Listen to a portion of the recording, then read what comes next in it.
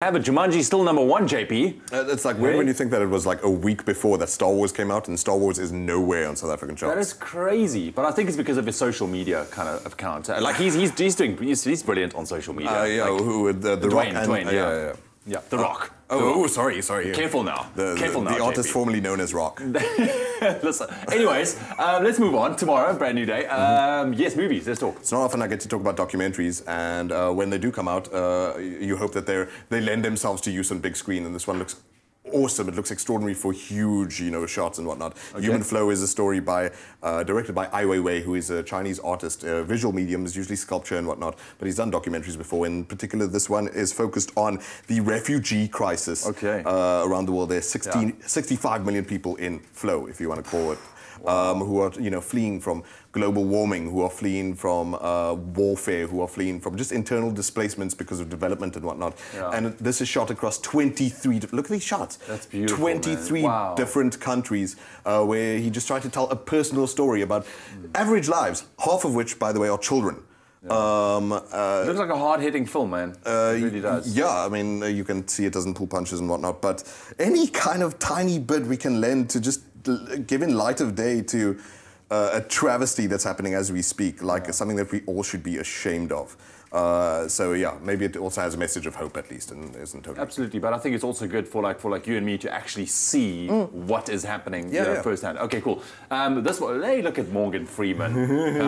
You're trying to see the silver lining, or is it the silver hairs? Man, I get so bleak sometimes when I see our heroes. Morgan Freeman from The Shawshank Redemption, from Unforgiven, Tommy Lee Jones from No Country for Old Men, from The Fugitive, and then they all wind up eventually, don't they, in like some C-grade comedy, and you're just like, maybe this is something else I'll raise with the United Nations. It's like, please, let's start a GoFundMe for our old actors to never have to act in maybe I'm being too cynical. Anyone who's got more chill than me, if you want to go watch a comedy that's about two, like I said, of our heroes having to defend a golf club that's sort of a resort retreat for old folks against the mafia, trying to find a key witness. It feels a bit like with the other movie that he's done also, Las Vegas. Oh no! I don't know, because he was also in that kind of comedy role. Go out with a bang. It's like a geriatric frat boys kind of thing. Okay, let's move on.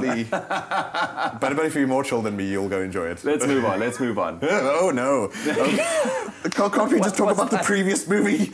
So, just getting started, starring Morgan Freeman and Tommy Lee Jones in a BDSM. No. So, 50 Shades Freed. I suppose it's mandatory that we talk about this, otherwise there'll be like you won't be forgiven if you don't talk upheaval about in the country. The third one, obviously, the final one. Where the Greys are now married, and so she is Mrs. Grey, and it all seems as peaceful, I suppose, as a life like theirs can be, and like it's all going to work out idyllically. They're building the perfect home, and obviously the person who's building the perfect home is this young architect who's making the moves on the man, and she's like, my man, kind of thing. Grey, also, Mrs. Grey, has from her past this guy named Jack come back, if I remember his name correctly. But so they're threats from the past and they're threats from the future, and it's Okay. Well, we get the message. Clearly, you're a big fan, so it's fine. Let's move on because you can talk about this for hours. Thank you. 12 Strong. 12 Strong. True story about the first Special Forces team that made it into Afghanistan after the attack on the World Trade Centers in 2001. Chris Hemsworth, Michael Shannon. Yes, powerful. Trevante Rhodes from Moonlight, amazing. Michael Pena, great actor. Fury is what you probably last saw him with Brad Pitt. The story is them penetrating the fourth largest town in Afghanistan to push out the Taliban, 50,000 of them. Against it was these 12 guys and about 200 paid troops with the warlord. So it's not necessarily going to be the most memorable movie of all time. But you did give it a 7. Well acted, 7 popcorns. That's what JP got it. Thank you very much, JP. Listen, I was forced. No, man. Listen, JP's going to be joining us a little bit later on because we're talking Oscars and particularly the Best Supporting Actress as well. Very, very good nominations coming out there as well. All right, so it is with a bittersweet energy that I approached this morning, but it's actually one of the coolest events, I think, on our yearly calendar. Of course, the Proteas cricket team will be swapping out their green and gold kits for pink ones this coming Saturday as the Pink Day ODI makes its much anticipated return. It's a day when cricket players and fans alike dress up in pink to support breast cancer sufferers and their families. It's an amazing initiative. And to tell us a little bit more about this year's Pink Day drive is Cricket South Africa's Altaf Kazi, the media man. Welcome to it, my friend. We're having a good natter and a catch-up. Great to see you as always. Thanks for having me again, man. You know, I know it's very easy from my position to overgeneralize about where the team is and what's going on. After such a strong test series, obviously the Proteas faltering a little bit. What happened yesterday, man? No, look, I think obviously the team is again in a transition phase. A couple of senior players being injured, so guys, younger players being brought in. So I think, yeah, it's been a bit unsettling for the squad, but you know, there's 3 ODIs gone. We're not out of the series yet. We can't win the series, but we can still level the series at 3-all, which means the next 3 games we'll have to win, and we've never lost in pink before. So, I love that, yeah. I'll say what an opportunity to turn it around, because the players really do get behind this. The fans at the Wanderers, the Bullring, really do get behind it. How does Pink Day actually work? What's the drive here? So the drive has 2 main objectives. It's first to create awareness around breast cancer, and then just also to raise funds so we can support breast cancer initiatives and to go into research and to make sure that there are other ways of sort of fixing up and making people understand what breast cancer is all about, and testing them and making sure that there's early detection. So this year we've got our new beneficiary. We've got the breast care unit at Charlotte Matreke Hospital, and they've come on board. And you know, over the last 6 years, we've raised 3 million rand for breast cancer awareness. This year alone, we've set a target of 1 million rand.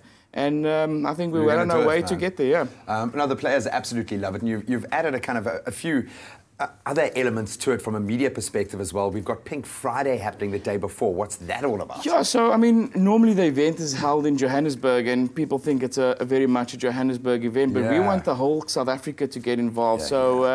You know, Pitch Up in Pink is a campaign that we've started now. So we want people around the country, schools, offices, everywhere, just to get into the spirit of Pink Day. And if you can't be at the Wanderers, tickets were sold out 4 weeks ago, which is again highlighting what the event is all about. People going out early to get their tickets. So we're going to have 30,000 people at the Wanderers on Saturday, but we want the whole of South Africa on Friday to start to wear something pink, whether it's socks, whether it's a pink tie, a pink bow tie, something pink to sort of highlight Pink Day and also play their part in creating awareness around breast cancer. It's quite a thing to set aside the green and gold. These are a part of our kind of national DNA. What is it about the Pink Day that gets you guys so inspired? Why have you chosen to back this in the way that you have, man? 1 in 28 women in South Africa are diagnosed with breast cancer, and it's a scary stat. And early detection is key, and that's what we want to do. We want to create awareness. We want to have systems in place. We want to have, you know, the research units in place going around the country to ensure that we can detect breast cancer early. And the players, you know, at some stage, everyone is affected by someone with cancer, not necessarily breast cancer, but with cancer. And I think the players just find it a really good opportunity to get themselves out there, to play their part in creating awareness for breast cancer. And they love it. I mean, the Oaks are already probably spraying their boots pink. You know, they've put the loss behind them, or the last 3 losses behind them. So, man. And yeah, Miller, you're seeing Miller and Delia. Well, Quinny's not around, but I mean, the guys are really geared up. And you know, also from a corporate perspective, we've got the guys getting involved. We're auctioning off helmets. So there's an auction happening after the Pink ODI, where all 17 players in the squad, their helmets will be signed. You know, we want to raise funds there. There's a snap scan line for people to donate. So if you go on to pinkday.co.za, you can just snap scan, click, bang, and put your donation in. We really want to hit that 1 million rand mark. You know, it's the 7th Pink Day, and we really want to make it special. Oh, man, I absolutely love that. Let's go for 1.5 million, man. I'm going to put it out there. You know, 1 million rand is unbelievable achievement. We love the way that you guys get behind this. So thank you so much. We've got a nice little added opportunity to that to spice it up. Please send our best to the team, to all the injured players, all those with new babies, either here or on the way. It seems to be baby season. But Altaf, we always appreciate your time. And always thank you for the support, and I hope you're pitching up in pink tomorrow. We will be in pink, man. It's Cape Town, but you know we're going to get behind it. So here is the deal. incredible. We know that it's sold out, yes, but if you're in Johannesburg this Saturday, there's only obviously one place to be, and that's the Wanderers Stadium as the Proteas take on India in that Pink Day ODI. They've never lost in pink. So in celebration of this Pink Day drive, because there aren't any more tickets to be bought, SABC3 is giving away 2 double tickets to the game. All you need to do is post a picture on SABC3 social media platforms showing how you are making a difference for hashtag Pink Friday, an opportunity for the whole country to get behind it. The winner will be announced tomorrow right here on your Feel Good Breakfast Show. So get those entries in and make them good. You can head over to SABC3's Twitter page for all the competition details, and the terms and conditions can be found on the SABC3 website. Well, we're taking a quick break. When we get back, we'll bring you a little bit of a tech update. How's this? Chinese police are using facial recognition glasses, something I think is a step forward in technology. Oh, but how is this? Our musical guest this morning is probably one of the most talented people I've ever heard, with the most incredible voice. Ladies and gentlemen, Janet Ricketts is here, and he is going to perform for us after the break. I can't wait for you to hear that voice.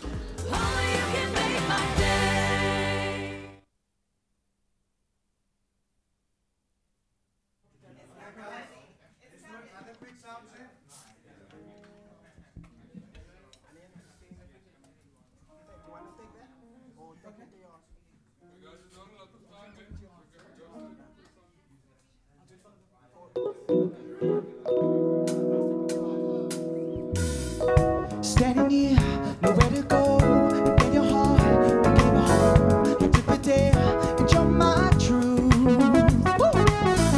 Another star that never ends. A broken heart, to love again. And all I want, I found in you. I found in you, and I never thought I'd feel this way. And I never felt so sure. Still, I can't believe you're here with me, but now I do. And all I want for you to do is take me to your heart when the night gets colder and we're all alone to pick up all the pieces. Take me to your heart when the party's over. Don't let me walk alone. Keep me hanging on your shore. Sing along now. Oh, oh, oh, oh, oh, oh, oh, oh, oh, oh.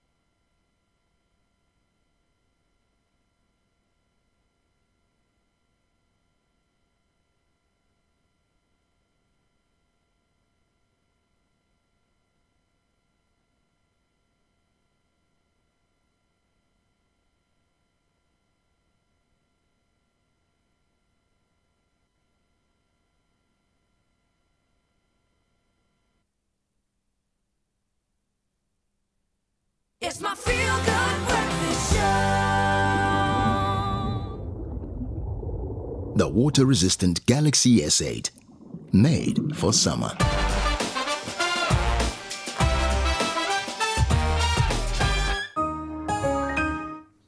Welcome back. You tuned into your Feel Good Breakfast Show Expresso right here on SABC3. Let's have some fun right now. Thank you for joining us, though. Can I just say early, it's your Thursday. Yes, let's check out some interesting things happening on social media, ladies. Well, you know, I always find those interesting cat stories. I was and just when about it to say, comes let me to guess, cat story. personalities, Cat cats story. are really one of the most interesting personalities in the animal kingdom. So how's this? This kitty cat found a tennis ball, but he's not playing with it like a normal cat would. Just take a look at this game. What? What? Okay. What is that? What it's his is way of that? playing with a tennis ball. No, that what? It's very Jeez, kitty. interesting. Look at the tennis ball. Look. The dog's like, what are you doing? Oh, cats really are special, hey? Special. goodness. Okay, how about this one? Wow. A 12-foot beach ball has been the talk of the online community ever since everybody saw it online, and customers are wanting to get it. Whoa. Now let's check out the review that one of the customers gave it and see if you would want to die to get your hands on one of these beach balls. I mean, this is crazy. What could you do? Is it coming up? What? Okay, cool. Here we go. A fun way to ruin a weekend and blow $100. We took this ball to the beach, and after close to 2 hours to pump it up, we pushed it around for about 10 fun-filled minutes. That was when the wind picked it up and sent it huddling down the beach at about 40 knots. It destroyed everything in its path. Children screamed in terror at the giant inflatable monster that crushed their sandcastles. Grown men were knocked down. The faster we chased it, the faster it rolled. It was like it was mocking us. Eventually, we had to stop running after it because its path of injury and destruction was going to cost us a fortune in legal fees. Rumor has it that it can still be seen stalking innocent families on the Florida Panhandle. We lost it in South Carolina, so there is something to be said about its durability. Wow. I don't know, do you still want it? Okay. Do you still want That it? thing is massive. Imagine that in Cape Town. It will not work in Cape Town. I'll leave Not a dent with the and take southeast. Especially it with the wind, it'll just knock down buildings. Oh my goodness. So much fun. I want Look, one. in principle, it sounds I fun. want one. It sounds Exactly. fun. Awesome. Thank you very much. Cool stories. Cool story. Let us know what caught your attention online. You can connect with us on our social media pages using that hashtag Expresso Show. But I do think that the cat took this one. Yeah, I'm just saying, the the cat. cat wins. That's it. I'm done. I'm sold. Let's do it. I want to see what happens when the cat and the giant beach ball collide. Put that in one video. So this morning we've been pumping her up, and with good reason. We've got Jared Ricketts in the house, of course. He shot to fame when he won the ESP Young Legend competition, but he is an unbelievable talent who has got a major feather in his cap as he has been invited to perform at the Cape Town International Jazz Festival. He's proven his worth with a couple of his own tracks that have reached #1 status. Take Me to Your Heart, New Life, already topping the charts, but he is here to give you a taste of this unbelievable talent this morning. Here he is performing a Peggy Lee track, Fever. Oh, 1, 2, 1, 2, 3. On Fridays we wear pink, and not of that, but a Pink Panther for you. Hope you enjoy this one. Here we go. Never know how much I love you. Never know how much I care. When you put your arms around me, I get a fever that's so hard to bear. You give me fever when you kiss me, fever when you hold me tight. Oh, fever in the morning, fever all through the night. Hey, sun lights up the daytime, moon lights up the night. Oh, I light up when you call my name, and you know I'm gonna treat you right. Hey, you give me fever. Hey, when you kiss me, fever when you hold me tight. Yeah, oh, fever in the morning, fever all through the night. Hey, come on, give it to me, boys. Come on.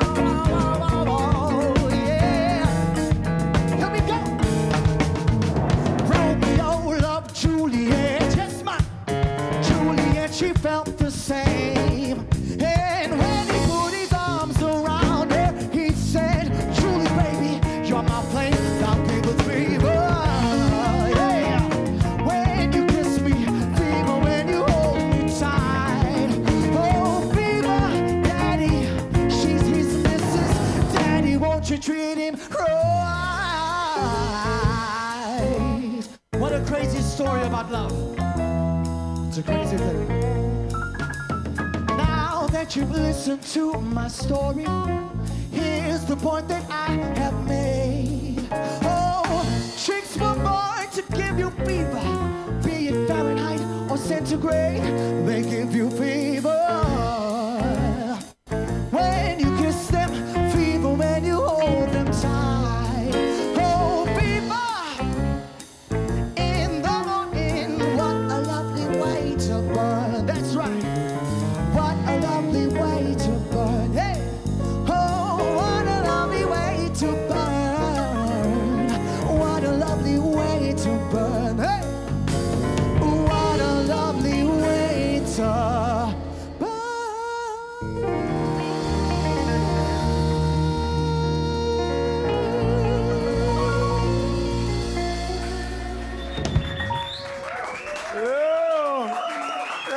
Oh, gentlemen, masterclass.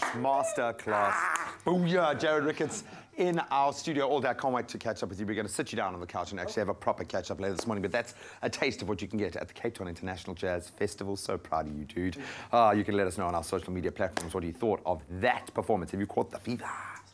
In the national news this morning, while a new date for the State of the Nation address has yet to be decided, party chief whips have been told the budget will still be delivered on the 21st of February. Parliamentary Speaker Baleka Mbete said that Parliament is working to ensure that a budget speech by Finance Minister Malusi Gigaba would go ahead as scheduled, despite the President's State of the Nation address being postponed. The parliamentary schedule currently allows for the State of the Nation address to take place as early as next week, Thursday. President Jacob Zuma will this weekend officiate at the Ubuntu Award ceremony in Cape Town. In a statement, the presidency confirmed that president's attendance at the annual ceremony aimed at celebrating South African citizens who play an active role in projecting a positive image of South Africa internationally. Now, this year, the awards will be held under the theme Honoring Madiba, a global champion of human rights, peace and reconciliation. Now moving further abroad, rescuers continue to comb through the rubble of collapsed buildings as they search for about 60 people missing after a strong earthquake killed at least 5 near the popular Taiwanese tourist city of Hainan. According to officials, the magnitude 6.4 quake hit near the coastal city, injuring over 240 people and collapsing 4 buildings. The mayor Fu Kun-chin said that the number of people missing is now close to 60, although an exact figure was not provided. And then finally, Chancellor Angela Merkel's Conservative and Social Democrats have sealed a deal on a new coalition, potentially ending 4 months of political standstill in Europe's top economy. According to sources, the parties had ironed out their final differences and were ready to sign an agreement for Merkel's 4th term. The breakthrough will come as a relief to Germany's EU partners, and the bloc faces tough negotiations on migration and Brexit. And then finally, just a special note that viewers are encouraged to note that the 6 p.m. SABC News Bulletin on SABC3 has now been moved to 9 p.m. Well, that was your 7 o'clock news update. Here's a look at what's happening in the world of sport.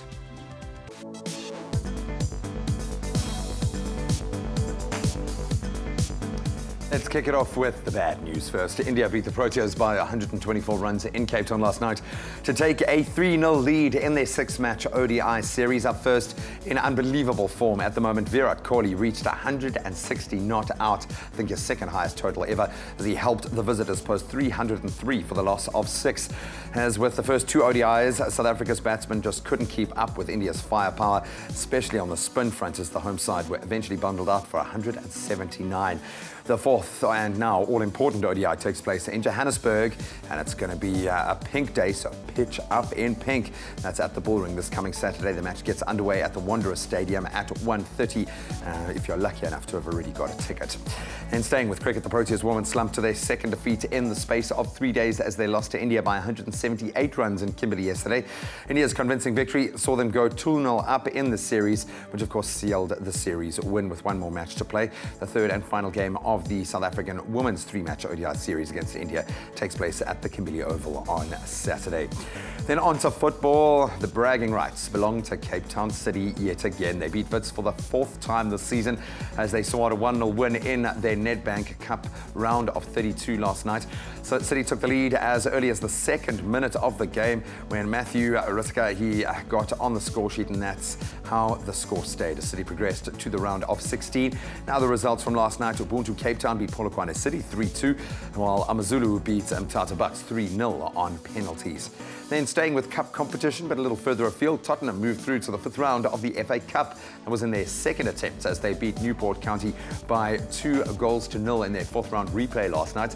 Dan Butler and Eric Lamela getting on the score sheet to hand the Londoners the win, which takes them through to the next round. Of course, the 4th round of the FA Cup kicks off next Friday as Chelsea host Hull, Leicester come up against Sheffield United.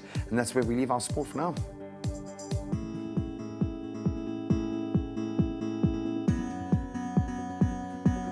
Thank you, Graham. Well, let's take another look at the road, starting off in Gauteng, central Johannesburg. There's a stationary vehicle on the M1 northbound. It's near the Crown Interchange and it's causing delays entering into the CBD. And in the Western Cape in Bellville, it's also slow moving. That's on the N1 inbound and that's heading towards the Kuburg Interchange. That's where we leave your traffic for now. Another update coming your way just after 8. Right, let's quickly get another weather update quickly, and it looks like yet another hot day with average temperatures into the 30s for the Western Cape and also the Northwest today, and a couple of thunder showers expected for the northeastern parts of the country. Your temperatures: Polokwane 16 minimum with a maximum of 27 degrees, Mbombela 18-29, Pretoria 16-25, Johannesburg 15-23, Mahikeng 17-27, Klerksdorp 17-25, Kimberley 19-32, Bloemfontein 16-28, Richards Bay 21 minimum with the maximum 29 degrees, Pietermaritzburg 16-28, Durban 23 and a high of 28 degrees, Mthatha 16-30, East London 22 and a high of 28, Cradock 19-36, Port Elizabeth 21-29, Georgia 19, very hot late on today, 37 degrees maximum, Sutherland 16-33, Cape Town 18-28, Worcester also very hot 18-37, Springbok 16-35, and Uppington 23 minimum this morning and a scorcher later on today, 38 degrees maximum. That's a wrap of your weather and temperatures for the 7 o'clock bulletin. We'll bring you a final update just after 8. Well, it's time for us to head to social media. I have to tell you, I really love what's trending this morning. #glasses Twitter. Now, people are uploading themselves, pictures of themselves in their glasses and talking about how they used to be teased and called things like 4 eyes back in the day when they were younger. But now they're appreciating themselves for who they are. Maps Maponyane also getting in, who says, I wore them just for this. #glasses Twitter. And man, we ain't complaining. Fine. And then also, Kuketso says, they're low-key skew because I sat on them. Oh, but she still looks cute. A trend I'm ready to jump on, #glasses Twitter. Oh, you guys, the cuteness here. Kimberly says, I'm legally blind, by the way. Glasses Twitter, what's up? I like that. People embracing themselves, something that they maybe weren't really comfortable with in the beginning, but you got to be honest. These people look amazing. Come on. So we're going to take the quickest stop breaks, but we're going to leave with a warning. Criminals in China, beware, because the police are now using facial recognition glasses. It's like Minority Report. It's just too crazy, man. And then we head a little bit further away from China. And we talk about how a planet that's 40 light years away has been found. So it's just around the corner. No, actually, it's just around the corner. It's my feel-good breakfast show.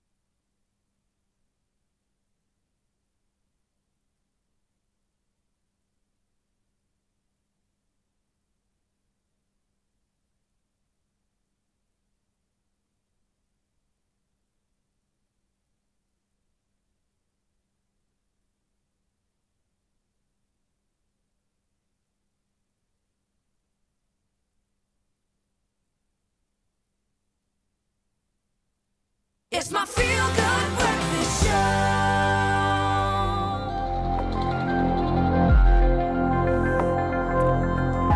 I love that music. Welcome back to your Feel Good Breakfast Show. It's Expresso right here on SABC3. It's time for us to take a look at what is trending in terms of tech news, and the truth, I believe, is out there. Well, it really is, man. It's getting crazy, man. I know we say that every time we broach the tech news at the moment, but let's delve into surveillance at the moment. And when it comes to surveillance, China, I think, takes it to a whole new level at the moment. They are now arming their police with facial recognition smart glasses to screen passengers in a plane, and that seems like it belongs in a sci-fi movie like Black Mirror or something like that. Really, really cool. Just look at how cool they look. Wow. So officers at a high-speed rail station in the Henan province have been given the special eyewear that then links to a tablet and then uses facial recognition software, obviously, to track people's facial features. They're able to scan passengers as they pass by. Once a face is scanned, then the information then connects to a police database and is able to match that person to a suspected criminal, if they are indeed a criminal, hopefully. Wow. And since they've implemented the technology earlier this year, they've managed to identify 7 fugitives related to crimes such as hit and runs and human trafficking. That's insane. Guys, that is amazing. They've also caught 27 people linked to identity fraud. Oh, we could use that here in South Africa. And this particular train station now sees up to 120,000 passengers passing through each day. That Not even a is month, crazy. that's daily. Wow. So they've got their work cut out for them, but this is obviously where the world is moving, man. I love it. I absolutely love it. Whoa, man, it's mind-blowing. It is. Mind blown. And so now we're going to blow the other hemisphere of your brain. Of course, the Falcon Heavy rocket, which went up to space and came back down again. Safely so, of course, with a roadster strapped to the front of it. Yesterday, it was reported on the, obviously, very successful launch of SpaceX's Falcon Heavy rocket, the most powerful launch in history, guys. Now, strapped to the front, obviously, was Elon Musk's personal Tesla sports car. That thing must be worth so much money right now. And in its passenger seat, of course, they just had to go one step further. They even put a mannequin in to make it look like someone was actually driving through space, because why not? I mean, really. But it's been revealed that the passenger isn't just there for show or for a laugh. It is there for a scientific purpose. And the mannequin, which was been nicknamed Starman, so cool, is actually wearing a fully functional official SpaceX flight suit. What? I mean, I could probably carry on talking about this all week, guys. But you know, in less than a year, 2 people are going to be sent around the moon. This is what's going to happen. This is the world that we live in. My Exciting word. times in the world of technology, hey? Go Elon Musk. Wow. Thursday morning, Rian Barnard with us in studio as we do a little bit of a warm-up, and not just any warm-up, it's going to be a dynamic warm-up. And as you said, it's perfect for any sport. Any sport. Okay. Yeah.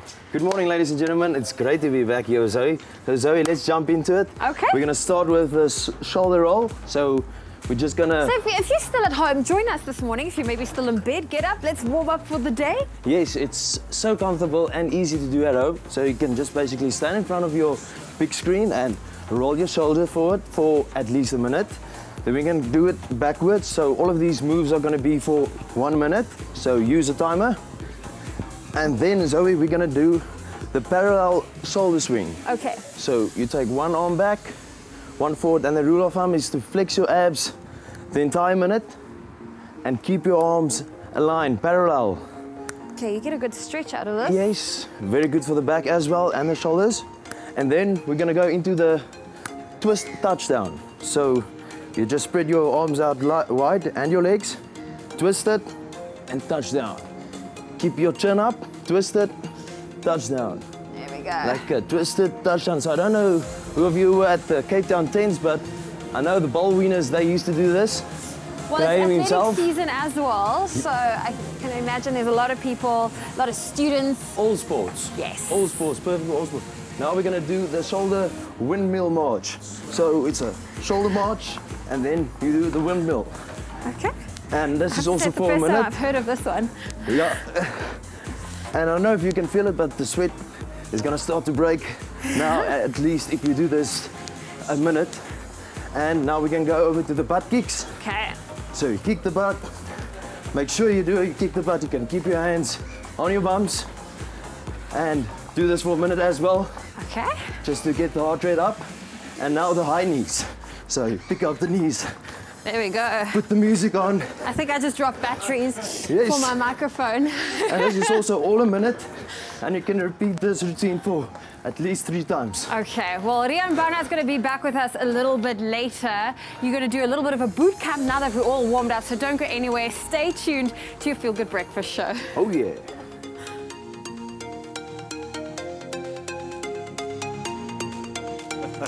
What a warm-up, what a warm. That's how you start your Thursday. Lekker, Rian Barnard. Well done, dude. Listen, let's quickly put a smoothie together. It's a berry smoothie. Zoe is busy after dropping her batteries. So get in here. I'm battery operated. Are you battery operated? She's battery operated, everyone. Are you good? Are you good? I'm All fully right. charged. Do you feel warm? I do, and I'm excited to see you. I'm seeing all my favorite fruits in front of me. Yeah, so this is a great little berry smoothie. It's to cool you down, a great after workout as well. So let's get right to it, all right? Okay. So we've got some coconut cream, right? So we've got some raspberries as well. That's been frozen, some strawberries. You can either keep them fresh or you can freeze them as well. And then some banana. And we just put it all together. And then you have a berry smoothie. I had friends visit over this January period, and they went strawberry picking, and I was left with 3 buckets of strawberries when they left. I just chopped them all up, popped them in the freezer, and I've been making smoothies all morning. Well, there we go. But listen, we're going to use our Tropica Slender, which is also very healthy, no sugar, 80% less calories. It's strawberry flavor, but it's got a hint of cranberry. Okay. So we're going to get about a cup in there. Is that about a cup? That looks like about a cup? Yeah. Okay, You can always add more. You can always add more. Okay, cool. And then let's go for our raspberries. We're going to get that in there. You have to put all of them in. Oh, of course we have to, because it's a berry smoothie after Yes. all. All right, so do you want to pop the strawberries in for us? Okay, I'll do that for you. If you don't mind. Not at all. There Put we in our go. Strawberries. Some bananas, please. Okay. And then Add here we those have some as well. coconut cream. Of course, banana, like you're putting in there, is great for potassium. The strawberries high in antioxidants, as well as the raspberries as well. And then some coconut cream, as I'm always going to add the creamy. I have to say, kind I've of never heard of aspect to it. coconut cream. I've heard of coconut milk Get the and coconut coconut milk and the water. coconut cream, yeah. Okay. There All we right, go. here we go. And then we just give it a bit of a shake, and then we blast it up. Very, very easy. How's Getting that? that deep pink colour. Just for you, Zoe. Just for you. There we go. And there we have it. Well, our keyword for you this morning is drink. SMS that to the number 33728. You can have the link to the recipe sent directly to your phone. All the ingredients, the steps is in there. That keyword is drink to the number 33728. That's it. And you keep, obviously, 2 strawberries aside for garnish. Yes. Just so it looks pretty. And if you want, you can And I really... didn't spill those. They were there for... Well done. Look at they that. serve a purpose. It is beautiful. Drink is the Cheers. keyword. SMS that to 33728 to get your hands on the recipe. Yes? No? Yes? Yes. Amazing. Recharge. Recharge. Buy a Tropica, follow the entry details on the pack, and you could win the grand prize of a Kia Picanto. For competition T's and C's, visit tropica.co.za. Everyone on set is teasing me because they know how excited this makes me. It is time, once again, to move beyond the final frontier.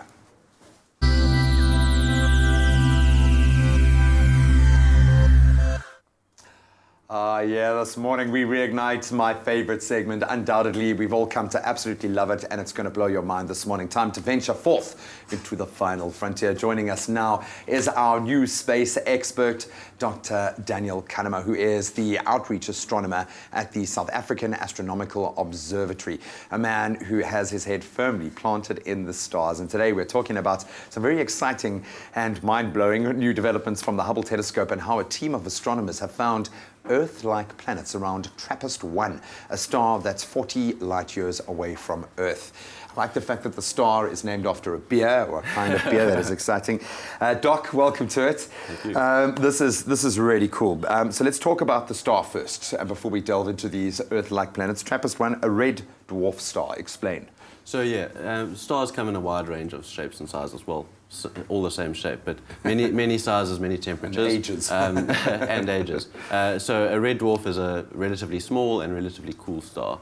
So about half the mass of our sun and about half the temperature. So they're actually very, very common stars. They make up about 3/4 of the stars in our galaxy. But they're very hard to see because they're small and they're not very bright, yeah.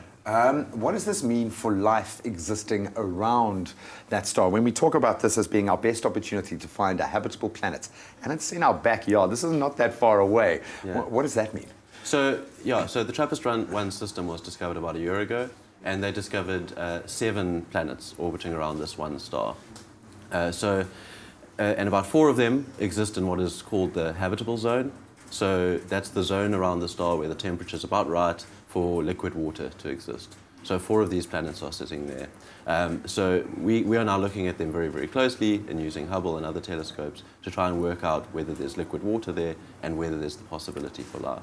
40 light years away, that's kind of like within our lifetime kind of vibe. Yeah, we're talking about, not mine, obviously, but this is the fact that we've only discovered this now within the last year. How were we able to see these? What so the current telescopes are very, very impressive things. So as I said, it's a very small and dim star.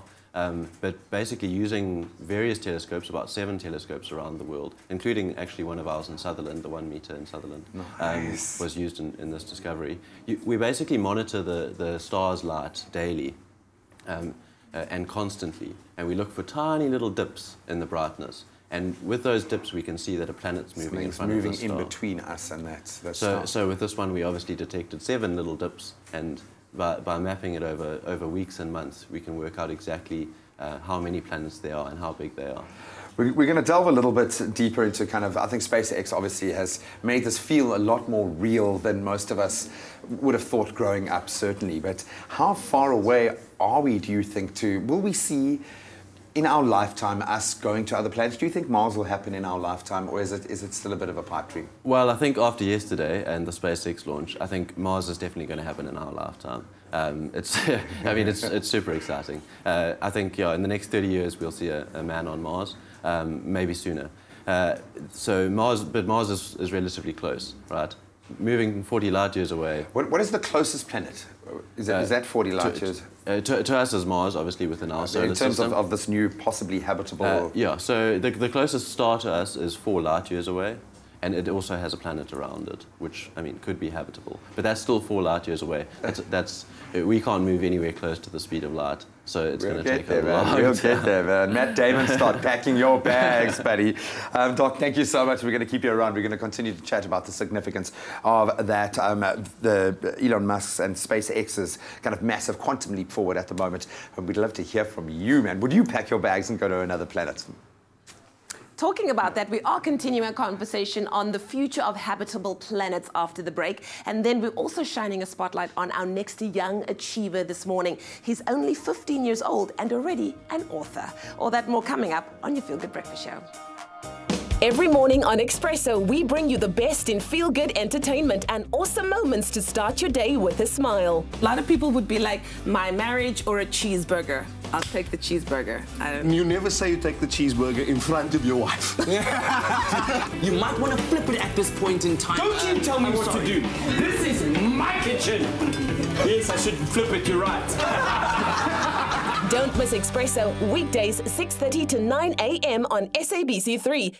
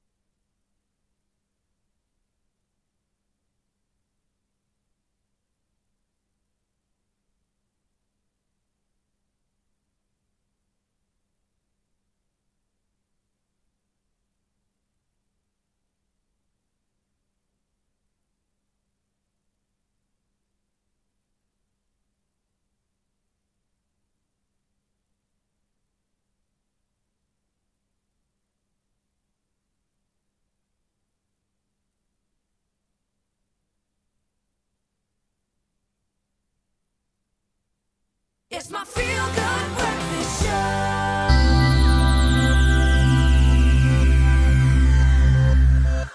If only we had the money for the graphics for me to beam in here, just like beam in with our resident new expert, Dr. Daniel Kanema, outreach astronomer for the South African Astronomical Observatory. If we had more time, I'd ask you to explain the title. But this morning we are talking about a new solar system called TRAPPIST-1. Well, not new, obviously, but our connection to it has been reborn as we've discovered planets that could be habitable around it, some 40 light years away. So let's get real here. We can't travel at the speed of light. So how would we get there? What put our minds into perspective here. So it's tricky. Basically, we can't move anywhere close to the speed of light using current technology. The fastest man-made spacecraft is Voyager 1, which was launched in 1977. It left like a hot rod. Yeah. It left the solar system back in 2012. And it's moving at about 60,000 kilometers an hour, which is fast. Yeah, man. But it's still about 20,000 times slower than the speed of light. So moving at that speed, going to TRAPPIST-1 would take about 700,000 years. All right, so it's your... So that's beyond our lifetime. Great. So, failing our ability to bend space, which I think is probably going to come into play at some stage. This is something that it's got a lot of kind of momentum, but for what reason? I'm left to asking, why is it so important for us to find other planets that could possibly be habitable when it's impossible to get there? Yeah, so, I mean, it's impossible to get here using current technology. So what happens in the next 50, 100, 500 years, we're not sure.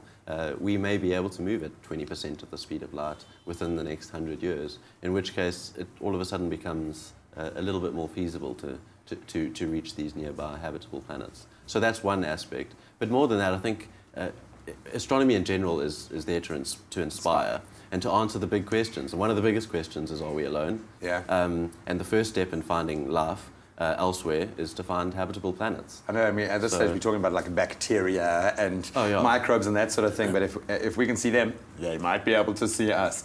And let's just put it into perspective. We did strap a car with a mannequin in a spacesuit that actually works onto the top of the biggest rocket ever fired into space, pretty much, and the rocket came back down safely. This really is cool. It's a very expensive venture. A lot of people saying that there is a philosophical kind of new boundary that is being broken here. Should we not be spending this money here on Earth, rather looking at our own environment? Where I would imagine you sit on one side of the fence, but how do you broach that? I think it's a good question. It's definitely something we should always be considering, is whether this is worthwhile. But I think the benefits which have come out of space and over the last 50 years in space exploration are mind-blowing. I mean, if you just think about satellite technology, for example, that's in the last 50 years. We now have GPS, which has innumerable benefits, not just for you getting to work in the morning, but satellites up there are constantly monitoring weather, storms. We can use them for storm predictions. We can monitor vegetation changes and development and all these things, which, I mean, are directly contributing to helping the environment. So in that sense, space exploration has benefited It's the one and the environment. same thing, man. Absolutely. I think we'd be marveling at, next time you use your scientific calculator, for instance, and I think we'd marvel at how much has been the quantum leaps forward that we've taken through space exploration. But just imagine the amount of kids that were inspired by this rocket yesterday. It's absolutely awesome. Elon Musk, we love you, man. So Matt Damon, you can still go and pack your bags. Doc, awesome to have you in studio. We'll see you again next week. Cheers. Thank you so much, Graham. Now, some people may think that everyone has an equal chance at having a purposeful and meaningful life, but the reality is that substance abuse, crime, child abuse, gangsterism, rape, HIV and AIDS can set a whole community back from their true potential. Now, that's why the Second Chance Trust works tirelessly to give these communities a second chance to get a real lease on life. And we're being joined this morning by the CEO, Stacey Dawley-Jones, to tell us more about how it all works. Stacey, good morning. Welcome to our show. It's so wonderful to have you here. Morning, Leanne. Thank you so much for inviting us. I love what you're doing, but do you just want to contextualize what kind of services does Second Chance offer? Absolutely. Thank you very much. Really, so Second Chance was started in 2012 and really was birthed from the founder, Jared Smith, in terms of his personal journey and struggles to overcome addiction. And we connected together about 2 years ago, 3 years ago, with my own personal story around and healing with horses, and pulled that together and really looked around at, you know, what are some of the different methods that need to be used to actually get to work with people effectively.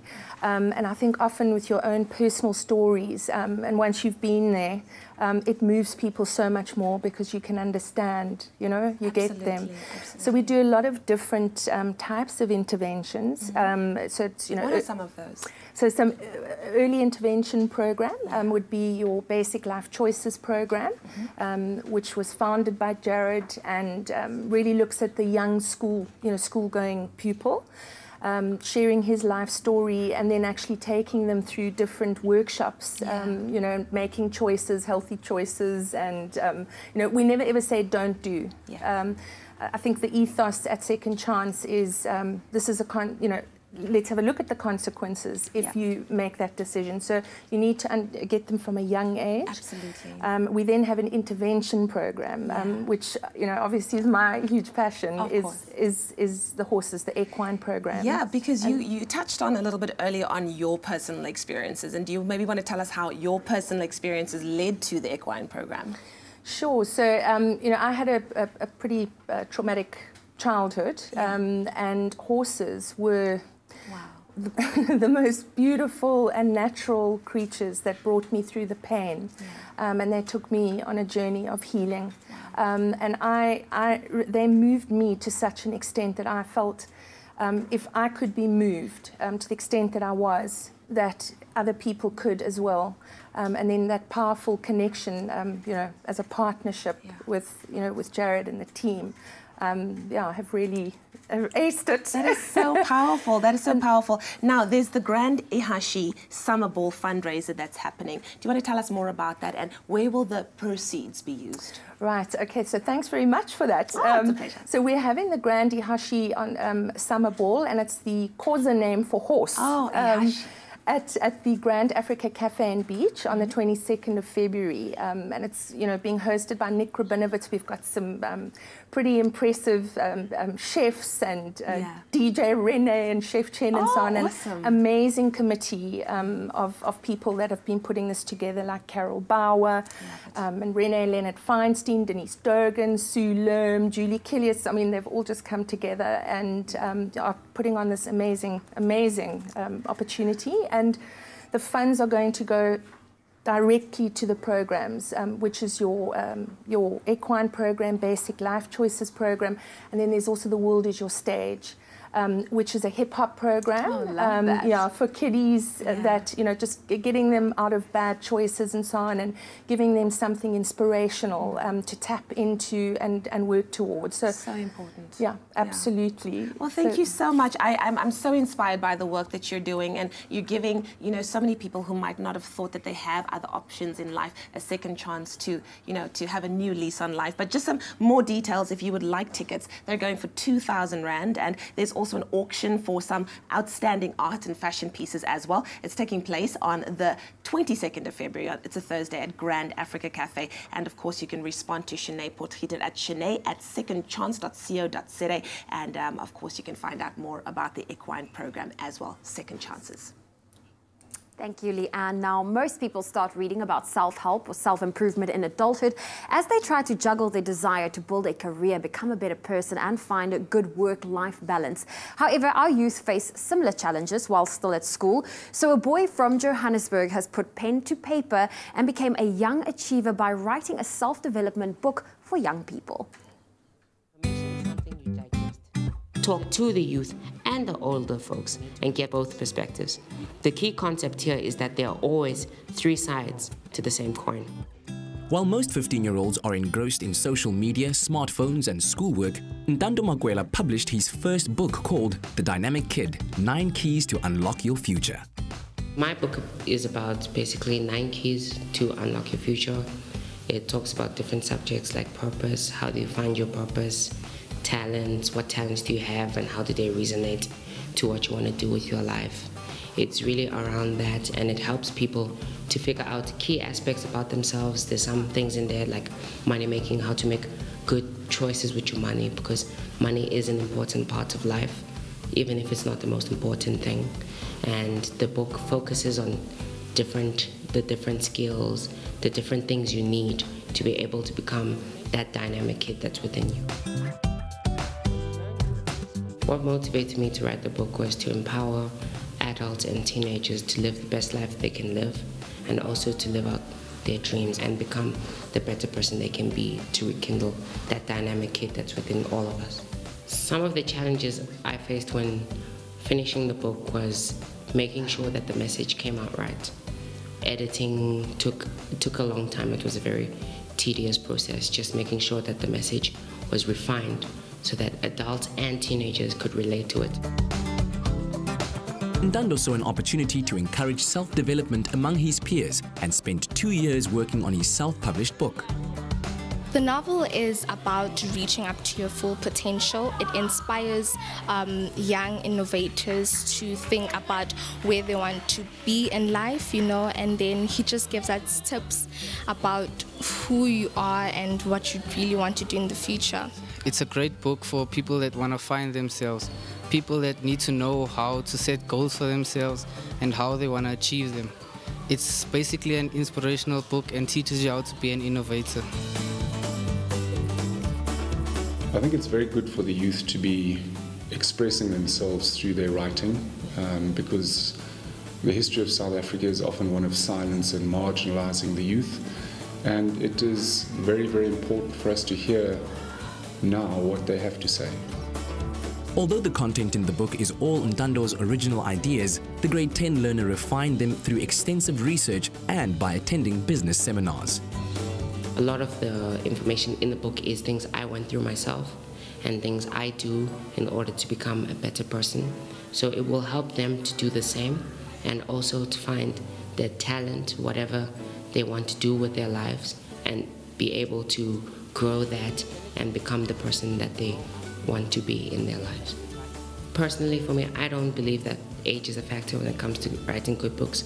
I believe it's just a state of mind. If you want to write a book that's powerful, yet you are young, it doesn't matter. You can do it.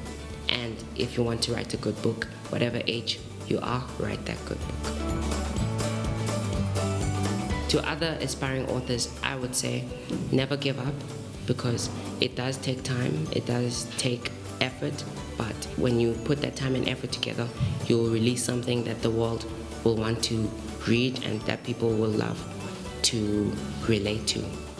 Ndando is the living embodiment of the very advice he gives to other young people and proves that his thinking on talent, belief and purpose is relevant and powerful. Well, earlier we were with the CEO of the Second Chance Trust, Stacey Dawley-Jones, to chat about the great rehabilitation and upliftment initiatives that they provide for communities in the Western Cape. Now we're joined by Patrick Swartz, a participant in the Second Chance Equine program, to talk about the new lease on life that he has been able to get. Patrick, good morning. Welcome to the show. Do you want to just maybe contextualize for us way back in June 2016 when you joined the equine program? Where were you at that place in your life, and why the decision to take part? Okay, I can take you guys back. The time I was involved in gangsterism interaction, and we as a family having a great loss in our family. One of my eldest brother's son was being shot dead 3 times through his head, and that was my decision, and I went to the equine program, and I think it was the best decision I ever made. And what were some of the transformations that took place in your life, some of the positive things that you started to experience? The positive things in my life that I realized that I was found my real me. And the decisions I make, I'm really grateful for the decisions I make, because there's many youngsters out there on streets running wild with guns and start killing each other. And I'm making those decisions, and to making the right decisions. And what I do, I went to schools and motivate children, And I think what a lot of people don't realize is that for many youths in those areas, they're born into that life and they don't know that there's another life out there. So we're very grateful and happy that you were able to find a second chance at life. But what are your aspirations now that you found the second chance? In my community where I used to live, our communities are struggling with the greatest battles like gangsterism and drugs. And Now, many youngsters in our communities, they're looking up to me as a role model. They're looking up to me as a pioneer, and I really appreciate the attention that I get from my communities in to live a possible life and a positive life, and yeah, and for any youth that's maybe watching you, not even youth, maybe anybody right now that's maybe found themselves in a difficult position, they have nowhere to turn, what would your words of motivation be to them? Yeah, my words of motivation to the youth out there is to making the right decisions in life, and we as people are not perfect, and making the right decisions is not easy, but at the end of time it's worth it. Absolutely. Yes. Well, thank you so much. Yes, you, Stacey. And Patrick has been drug-free from the moment he stepped into the equine program. The day he stepped in the equine program, he stopped using.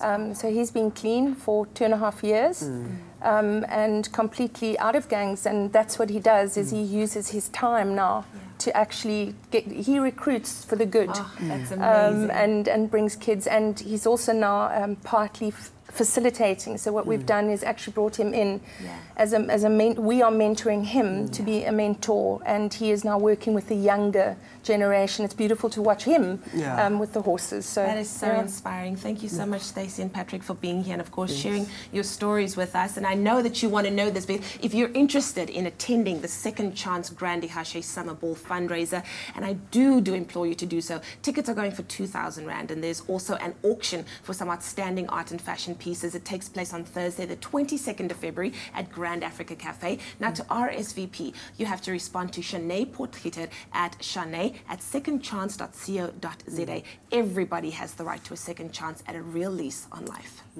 Well, we're taking a quick break. When we get back, we'll take a look at our international entertainment news. Kylie Jenner making Instagram history. We'll unpack that story after the break. Really? Okay, looking forward to that one. And then, of course, as Oscars time is around the corner, JP is here. We're going to talk about some of the actresses that's been nominated for Best Supporting Actress at the Oscars. We'll run you through after the break.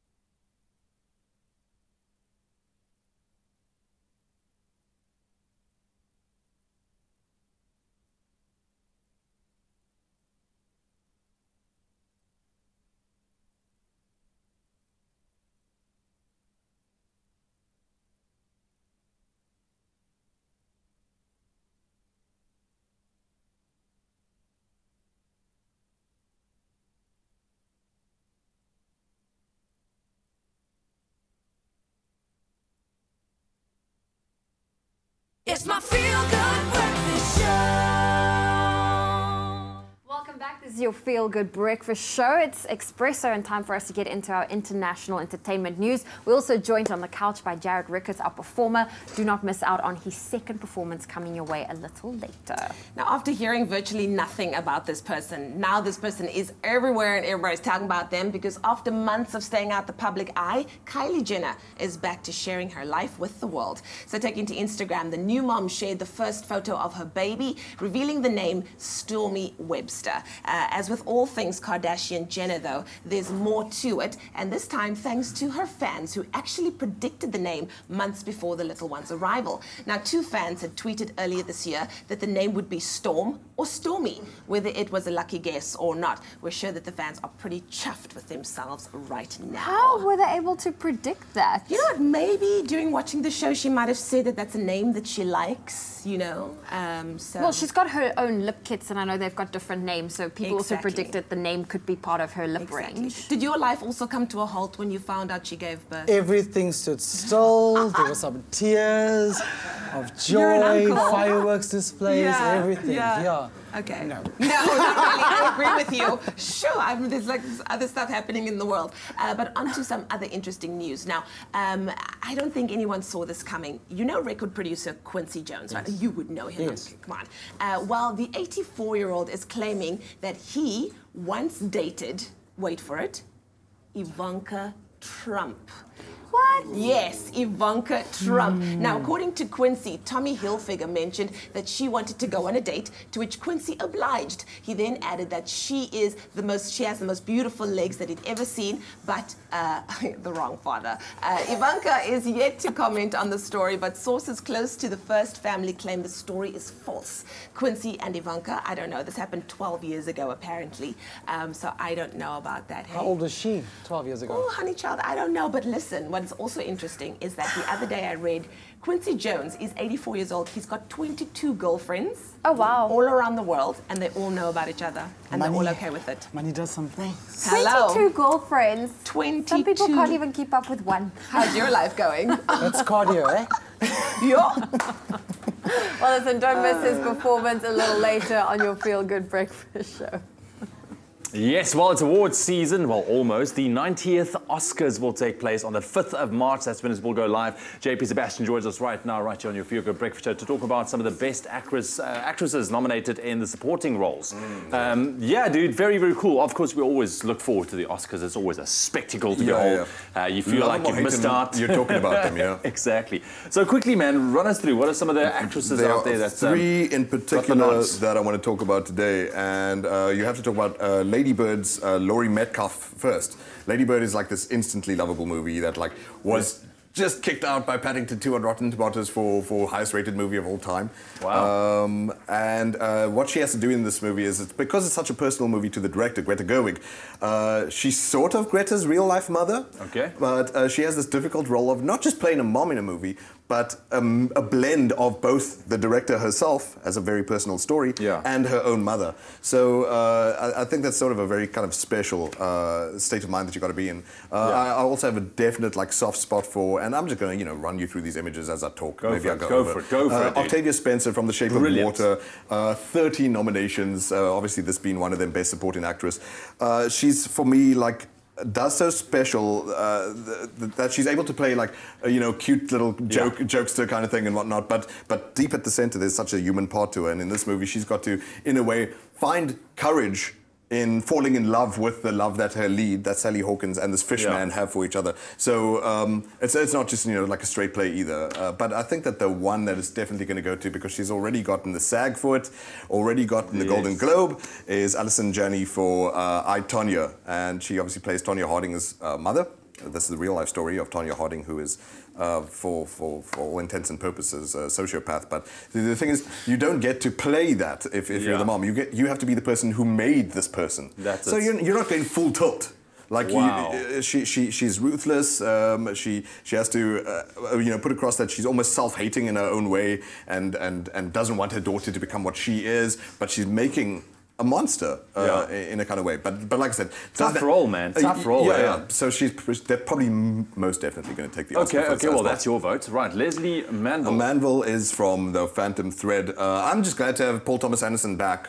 He's the director of the Phantom Thread, and Daniel Day-Lewis is obviously in his last role for this one. But those are the three I wanted to talk about. I don't think Leslie Manville necessarily in this field, though it's strong, has a chance. It's a strong field. I don't think there's any snubs or anything like that. Mary J. Blige also deserves a nod for Mudbound. Okay. So the most interesting thing to note about the supporting actress category is the average age. Okay. Like, look at this. I'm not going to be the one to take a guess, but... you'll be slated, careful. As far as, like, representation and whatnot, like, and the kind of roles that older women get in Hollywood. This is very dynamic. Look, man, but all of them phenomenal actresses, and they're absolutely deserving of their nominations, indeed. Just because you lose doesn't mean you're bad, by no accounts. Absolutely not, man. You're up there. You're right up there with the best. So what we would like you to do as well at home is log into our Facebook page and find the voting tab as well, and give us your prediction. Who will walk away with the best supporting actress in the Oscars? That's going live in South Africa on the 5th of March. Definitely one to miss. Or not. Live like a hero. That's what the classics teach us. Be a main character. Otherwise, what is life for? J.M. Coetzee, South African author John Maxwell Coetzee, is turning, believe it or not, 78 tomorrow, and what a contribution he's made in literature. So we thought we'd share some really interesting facts that you might not know about this incredible writer to celebrate his birthday for our Throwback Thursday. Well, something very interesting. John's mom was a primary school teacher and his father was an attorney. And something I think a lot of people also don't realize is in 1940, Coetzee moved to England before going to study and teach literature in the United States. And in 1999, John became the first author to win the Booker Prize twice for Disgrace, in which the plot takes place mainly on a remote farm in South Africa. So if you haven't read J.M. Coetzee, get out there and read it. We'd love to know from you on this Throwback Thursday. Who is your favorite South African author? Let us know with the hashtag Expresso Show and Throwback Thursday.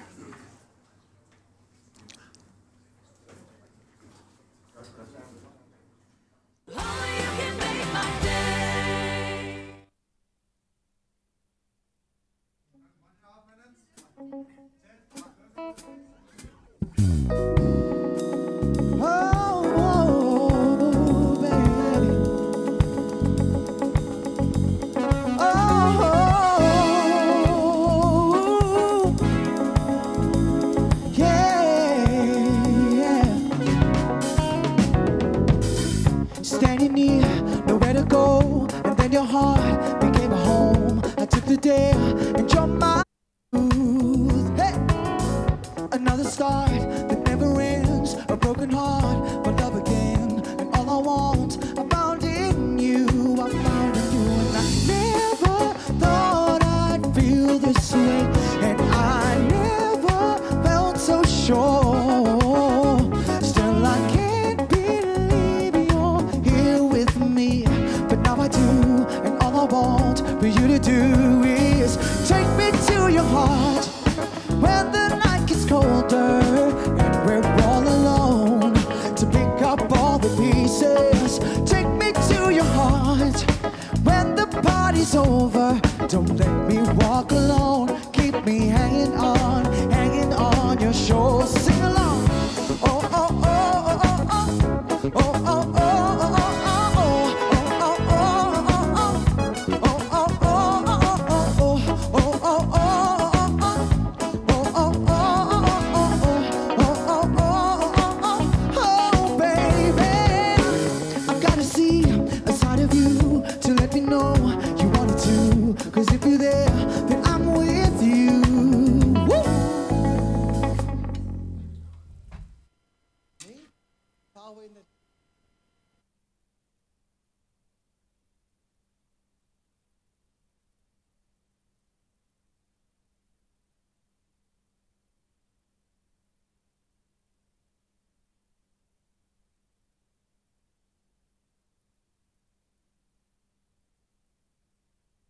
It's my feel-good breakfast show. Welcome back. Thank you so much for tuning in to what has been the most feel-good show ever, largely due to the unbelievable talent of Jared Ricketts, who, of course, is going to be performing at the Cape Town International Jazz Festival. It's happening on the 23rd and 24th of March at the Cape Town International Convention Centre. The weekend passes have already sold out, so if you want to see this man performing live, you better get your hands on a day pass, and it's so worth it at 750 Rand. But let's give you a taste right now of this unbelievable talent. Here is Jared Ricketts with Take Me to Your Heart. All right, this is my single called Take Me to Your Heart, currently playlisted around South Africa. Whether you are at work or at home, I want you to enjoy this music with us this morning. Here we go. Woo! Standing here, nowhere to go, and then your heart became a home. I took the dare, and you're my truth. Hey! Another start that never ends, a broken heart, but love again. And all I want, I found in you, I found in you. And I never thought I'd feel this way, and I never felt so sure. Still I can't believe you're here with me, but now I do. And all I want for you to do is take me to your heart when the night gets colder and we're all alone, to pick up all the pieces. Take me to your heart when the party's over. Don't let me walk alone. Keep me hanging on your shoulders. Sing along, come on. Oh, oh, oh, oh, oh, oh, oh,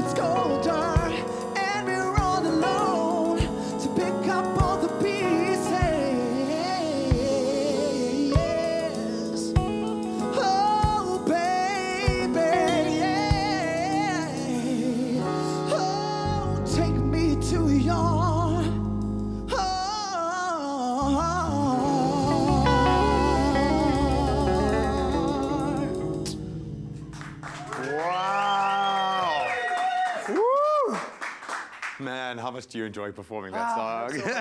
Oh, dude, absolutely awesome, guys. You were phenomenal as well. You can see him 23rd, 24th of March at the Cape Town International Jazz Festival. Get your tickets now. We're going to be sitting down with Jared in just a moment, so stick around for that as well. Kom ons kyk vanaand na jou nuusoortrekke vir die laaste keertjie op jou donderdagoggend. In die nasionale nuus, 'n nuwe datum vir die lewering van die staatsrede is nog nie bepaal nie, maar die hoofsweepe van die verskillende politieke partye is wel meegedeel dat die begrotingsrede op 21 Februarie gaan plaasvind. Die spreker Baleka Mbete sê alles word gedoen om te verseker dat die begrotingsrede deur die minister van Finansies, Malusi Gigaba, gaan plaasvind ongeag die uitstel van die president se staatsrede. Die parlementêre skedule bepaal dat die staatsrede so vroeg as donderdag aanstaande week kan plaasvind. Dan president Jacob Zuma sal die naweek by die jaarlikse Ubuntu plegtigheidstoekennings in Kaapstad optree. Die presidentsie het bevestig dat hy die plegtigheid gaan bywoon waar Suid-Afrikaners wat internasionaal 'n aktiewe rol gespeel het om die beeld van Suid-Afrika te bevorder vereer sal word. Die tema van die toekenningsplegtigheid vanjaar is verering van Madiba, 'n globale kampioen vir menseregte, vrede en versoening. In jou internasionale nuus vanoggend, reddingswerkers probeer steeds om oorlewendes in die puin van ineengestorte geboue te vind na 'n aardbewing met 'n seismiese lesing van 6.4 die gewilde toeristestad Hualien in Taiwan getref het. Minstens 6 mense het omgekom en 60 word vermis. Hualien se burgemeester Fu Kunchi sê so 240 mense is ook beseer toe 4 geboue in mekaar getuimel het. En ten slotte die Duitse kanselier Angela Merkel se konservatiewe party het na 4 maande se onderhandeling se ooreenkoms met die Sosiaal-Demokrate bereik om 'n nuwe koalisieregering te vorm. Berigte dui daarop dat die partye gereed is om die ooreenkoms te onderteken. Dit sal Merkel se 4de termyn as kanselier wees. Die deurbraak is 'n verligting vir Duitsland se EU-vennote aangesien die Unie moeilike onderhandelings oor migrasie en 'n Brexit in die gesig staar. En dit was jou nuushooftrekke op jou Goedvoel ontbytprogram vir jou donderdagoggend.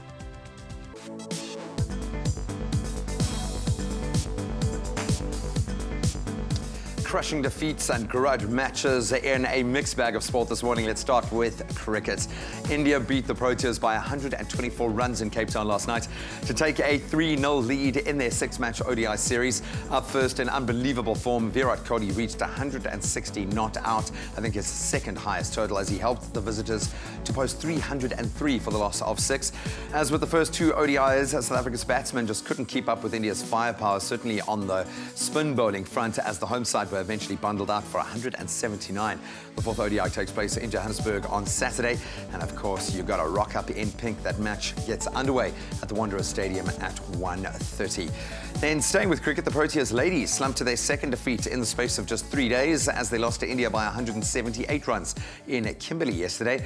India's convincing victory saw them go 2-0 up in this series. That means they've sealed the series win with 1 more match left to play. The 3rd and final installment of the South African women's 3-match ODI series against India takes place again at the Kimberley Oval on Saturday. Then locally on the footballing front, Cape Town City have the bragging rights. They beat Wits for the 4th time this season, seeing out a 1-0 win in the Nedbank Cup round of 32 last night. City took the lead as early as the 2nd minute of the game. Matthew Riska getting on the score sheet, and that's how the score stayed as City progressed to the round of 16. In other results from last night, Ubuntu Cape Town beat Polokwane City 3-2, while Amazulu beat Mtata Bucks 3-0 on penalties. And staying with Cup action, Tottenham moved through to the 5th round of the FA Cup in their 2nd attempt as they beat Newport County by 2-0 in their 4th round replay last night.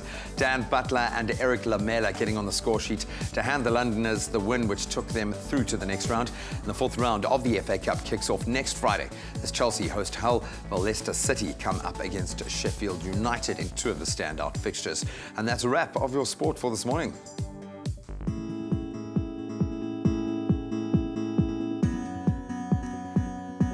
Well, let's take a final look at the roads for this morning. In Gauteng and Parktown, there's a stationary vehicle that's on the M1 southbound. It's near Jansnats Avenue exit, so you can expect congestion from Melrose. Then moving to the Western Cape and Athlone, there's another report of a stationary vehicle on the N2 inbound. That's before Hospital Bend and it's closing the right lane. Traffic is queuing from Robert Sebukwe Road. And that's a wrap of your traffic on your Feel Good Breakfast Show. Thanks so much, Zoe. Let's quickly take a last look at your weather and those temperatures on your Feel Good Breakfast Show for your Thursday. It's a beautiful morning down here in the Mother City, and temperatures continue to be very, very hot, reaching an average of 30 degrees in the Western Cape and also for the northwest parts of the province. And then some thunder showers are expected for the northeastern regions of the country. Your temperatures: Polokwane 16 minimum with the maximum 27 degrees, Mbombela 18-29, Pretoria 16-25, Johannesburg 15-23, Mahikeng 17-27. Klerksdorp 17-25, Kimberley 19-32, Bloemfontein 16-28, Richards Bay 21 with the maximum 29, Pietermaritzburg 16-28, Durban 23 and a high of 28, Mtata 16-30, East London 22 and a high of 28, Cradock 19 and very hot 36 degrees later on today, Port Elizabeth 21-29, George 19-37, Sutherland 16-33, Cape Town 18-28, Worcester 18 this morning as well. well, with the maximum 37 degrees later on today. Springbok 16:35, and once again very hot in Uppington, 23 minimum with a maximum of 38 degrees.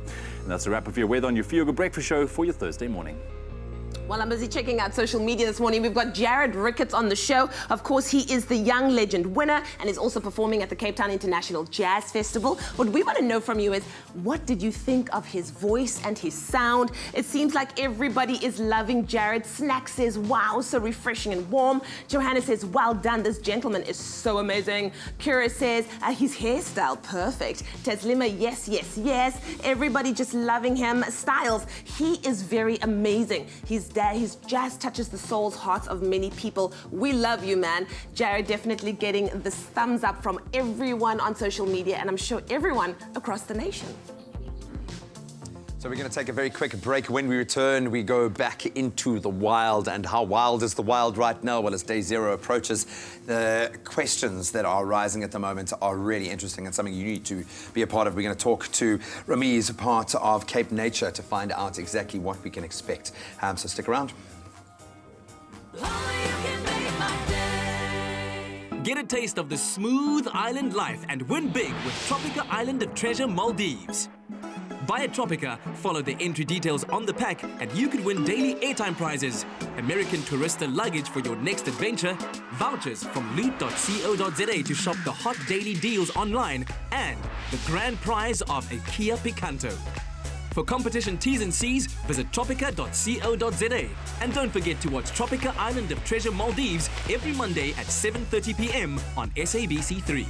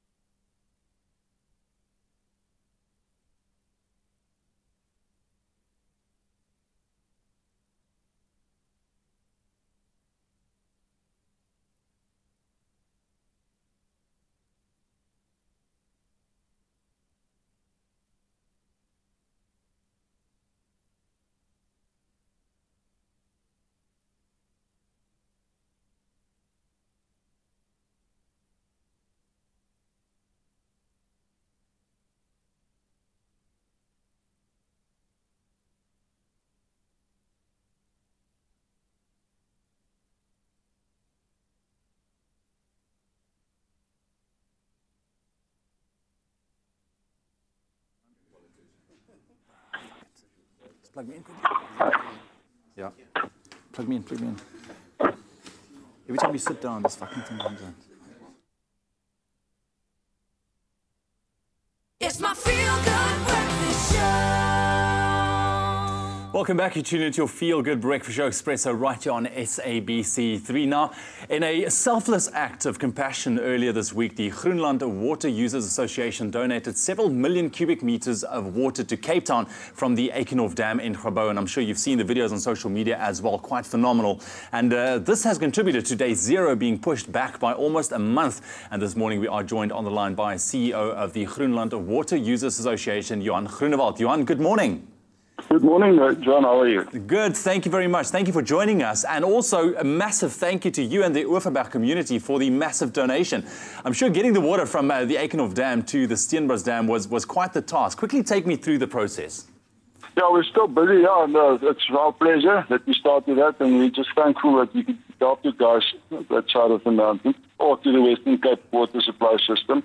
Yeah, we start releasing the water on Tuesday, and it's a long process. We don't release everything at one stage. Yeah. So it's released into the Palmit River, and then it goes down to the Kogelberg Dam, and from there it's been pumping up to the Rugby Dam via the Eskom Palmit scheme, and then it's released from the Rugby Dam with a channel down to the Upper Steenbos Dam, and then from there it's in the Western Cape Water Supply Network. Yeah, like I've mentioned, those videos that we've seen on social media as well, you just gave the hope in people just seeing that water that's coming out. It's amazing, man.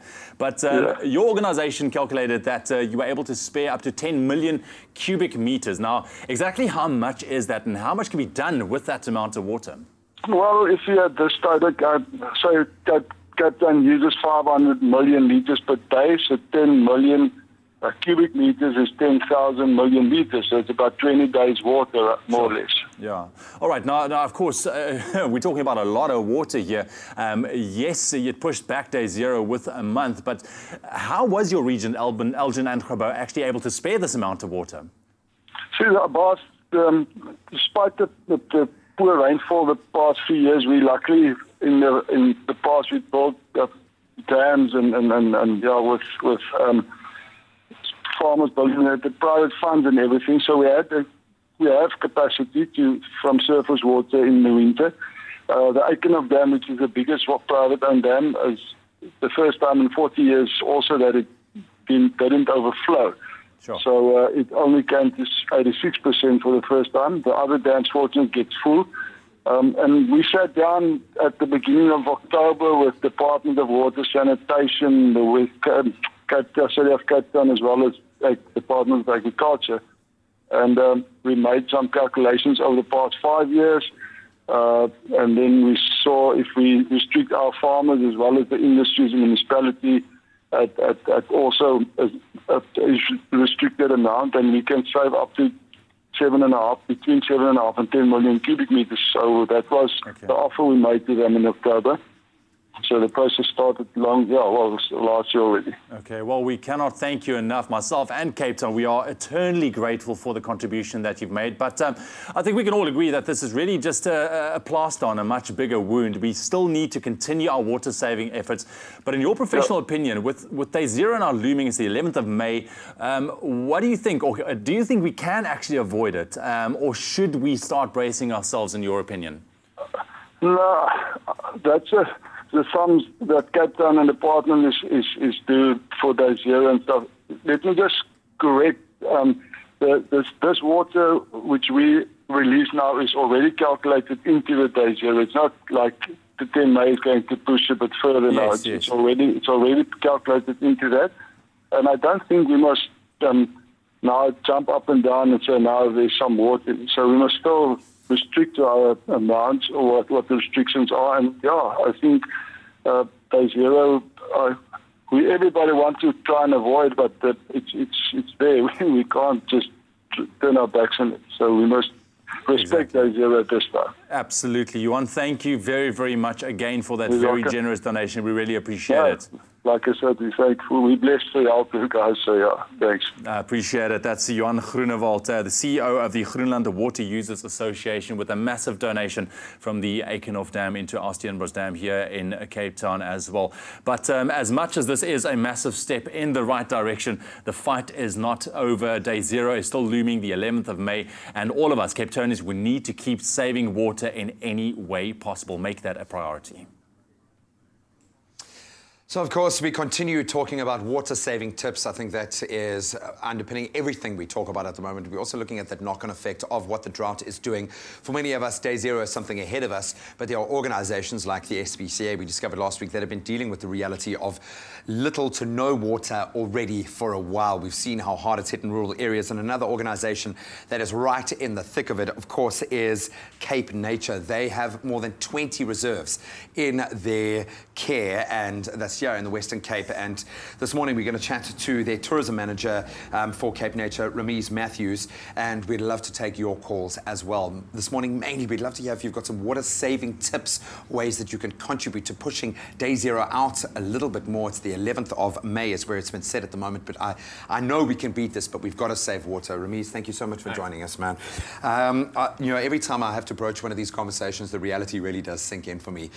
It's tough out there. How hard has the drought hit your business, hit Cape Nature? I think we've seen actually increased visitors.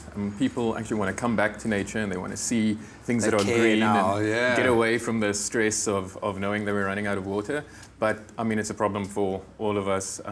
It's something that we're all thinking about. Things like felt recovery is slow, but all of our products are open to the public, so you can come and visit still. And now more than ever, we need to support organizations like yourself. In order to obviously reduce the amount of water that's used in your reserves, how have you guys approached this? What are you doing and measures have been put in place in your context? Okay, so our reserves are rural. We're in the middle of nowhere in some places, so we are not on municipal water supply. So we've always used rainwater harvesting, low-flow shower heads, waterless toilets, that sort of thing. So we've always been sort of championing low water use. We obviously have an opportunity now, and I think it's testament to the fact that we've been able to push Day Zero out a little bit, at least, as testament to how much water saving has been done. In your mind, as guys who are really well versed in saving water and using what little resource you have, what tips do you have for viewers? I think it's just be mindful. Be mindful of the use that you're making of water. You know, it's not business as usual. Whatever you're doing, if you're rinsing out a cup, you know, it's a resource. So think carefully about how you spend your 50 liters, I think. It's amazing to me. I was saying off camera when I saw Theawaterskloof for the first time, that's where the penny finally dropped for me. And I'm quite conscious, so I would imagine there are a lot of people out there like that who think they're doing their part. But until you actually go out there and see the reality, it is hectic, man. We'd love to hear from you guys. If you've got some water-saving tips, 021 430 9881. Ramiz is going to stay with us for a few more segments. Oh, well, listen, we are back for round 2 with your Thursday morning fitness. Rian Barnard here to take us through. Earlier, we did a dynamic warm-up, so now we are all warmed up, and you're about to take us through a boot camp. Boot camp at home. Yes, people usually ask me, how do you do it at home? How do you train at home? How do you motivate yourself? So you go and find something inside that motivates you to stand up and work out at home because you've got that goal. And let's quickly show them how you can do 3 rounds of 6 moves. Okay, so let's we're going to quickly start. We're going to start with the pivot lunge. Okay. So you do your normal lunge, 90-degree leg. Make sure your knee is not over your toes. And then, I'm not sure what you call this, but this is the pivot lunge. Okay, so you swing either side. So either side, and then you go up. Right leg, same movement. Nice. Okay, get a good stretch in as well. Good stretch also for the shoulders. Like, I don't know if you feel it in the bum, in the hip, and also in the back. Yes. Nice. Okay, now we're going to do the drop, squat, jump. So it's squat, touch the ground, jump. Squat, touch the ground, jump. Jump. And these you can repeat, like I said, 12 reps. Okay, Zoe, now we can go into the normal plank crunch. Okay. Good for the abs. Good for the low back, and good for all of the muscles in the back. Here we go. Yes. These ones, you know, always abs with Zoe Brown here at Expresso. Trying to work on them abs. Yes. Okay, now we're going to do the plank walkout. So it's, you just go down, do the stretch for your hammies, and then you do a walkout into the push-up. And then you walk back. Yes. Also good for the hammies, good for the chest, good for the arms. Perfect. And now we're going to get our heart rate a bit up. Okay. And sweat a bit. It's a knee, toe, toe. Good for the brain, good to focus. Try to focus on this. Touch the knee, then touch the toe, touch the toe. So it's knee, knee, toe, toe. Knee, toe, toe. I've never done one like that before. Knee, toe, toe. And it's opposites. Opposites. There we Perfect. go. Knee, toe, toe. Knee, toe, toe. Perfect. Yes. What was that? 5? That was 5. I feel like you should show us one more. One more. Let's do the normal push-up. So it's just the normal push-up as slow as possible. And then you go up. Okay, my push-ups, I can't go as low. And then you can do the lady one, where you put your knees down and always try to look up, keep your chin up, flex those muscles. Posture is crucial, and get that thing that motivates you. Oh, well, Rian Barnard on your Feel Good Breakfast Show, showing us how you can do a little bit of a boot camp workout in the comfort of your own home. Thank you for getting the heart rate up. Lekker Zoe. A little out of breath, but there you go. Where can people catch you on the socials? Barnard Rian 7 on Instagram and Rian Barnard on Facebook. That's it. Thank good. Thank you. Cool. We'll see you now.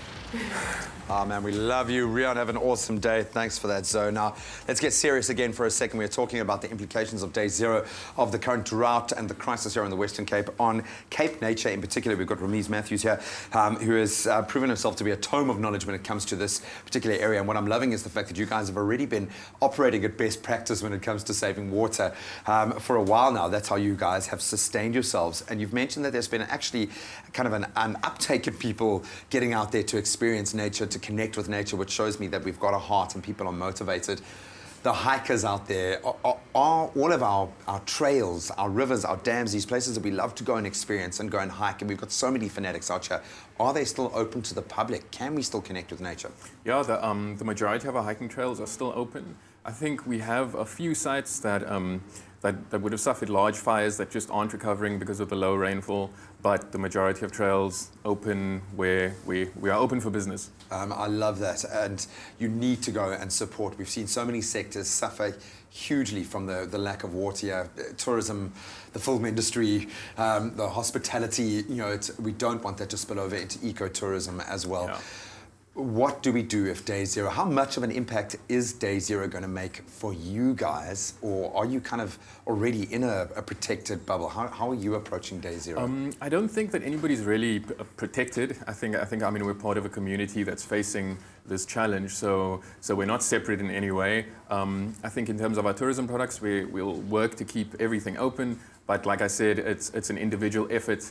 Everybody's got to play their part, because I mean, day zero comes, we could close as well. So yeah, we face the same challenges. That's the bottom line, and I think it's a bigger picture issue, and it's a personal journey where all of us are terrified. I've got a 9-month baby at home, and you just try and wrap your head around what we can do. So when we are hiking in your areas, when we are utilising Cape Nature, what do we need to be mindful of? What do our eco-tourists need to have in front of mind? Shoot, just be responsible, be mindful of your water use, be mindful of things like fire risk. I mean, it's a big risk for us, especially when the veld is dry. That I mean, there could be ignitions all over the place. So it's really just be mindful and think about what you're doing. I mean, I know you're on holiday and you're enjoying yourself, and we want you to, but it's still a collective responsibility, I think. Yeah, it's terrifying. I think we had something like 1,500 felt fires during fire season last year, and there's a small amount of people who are trying to combat that as well. So you can really play your part as a tourist, as a community member, as our farmers have proven earlier today, but it really does rest on the individual. So what are you doing as an individual? 021 430 9881. Please give us some of your water-saving tips. Absolutely, would love to hear from you. Gabby is also approaching it right, because she's got her drought hairstyle going on right now. We'll talk about that in just a little bit as he joins us for a delicious apple and cinnamon rooibos smoothie. And then we continue talking about our Into the Wild segment this morning, how to uphold sustainable tourism throughout this drought we are experiencing. Stick around for that and a whole lot more fun after the break.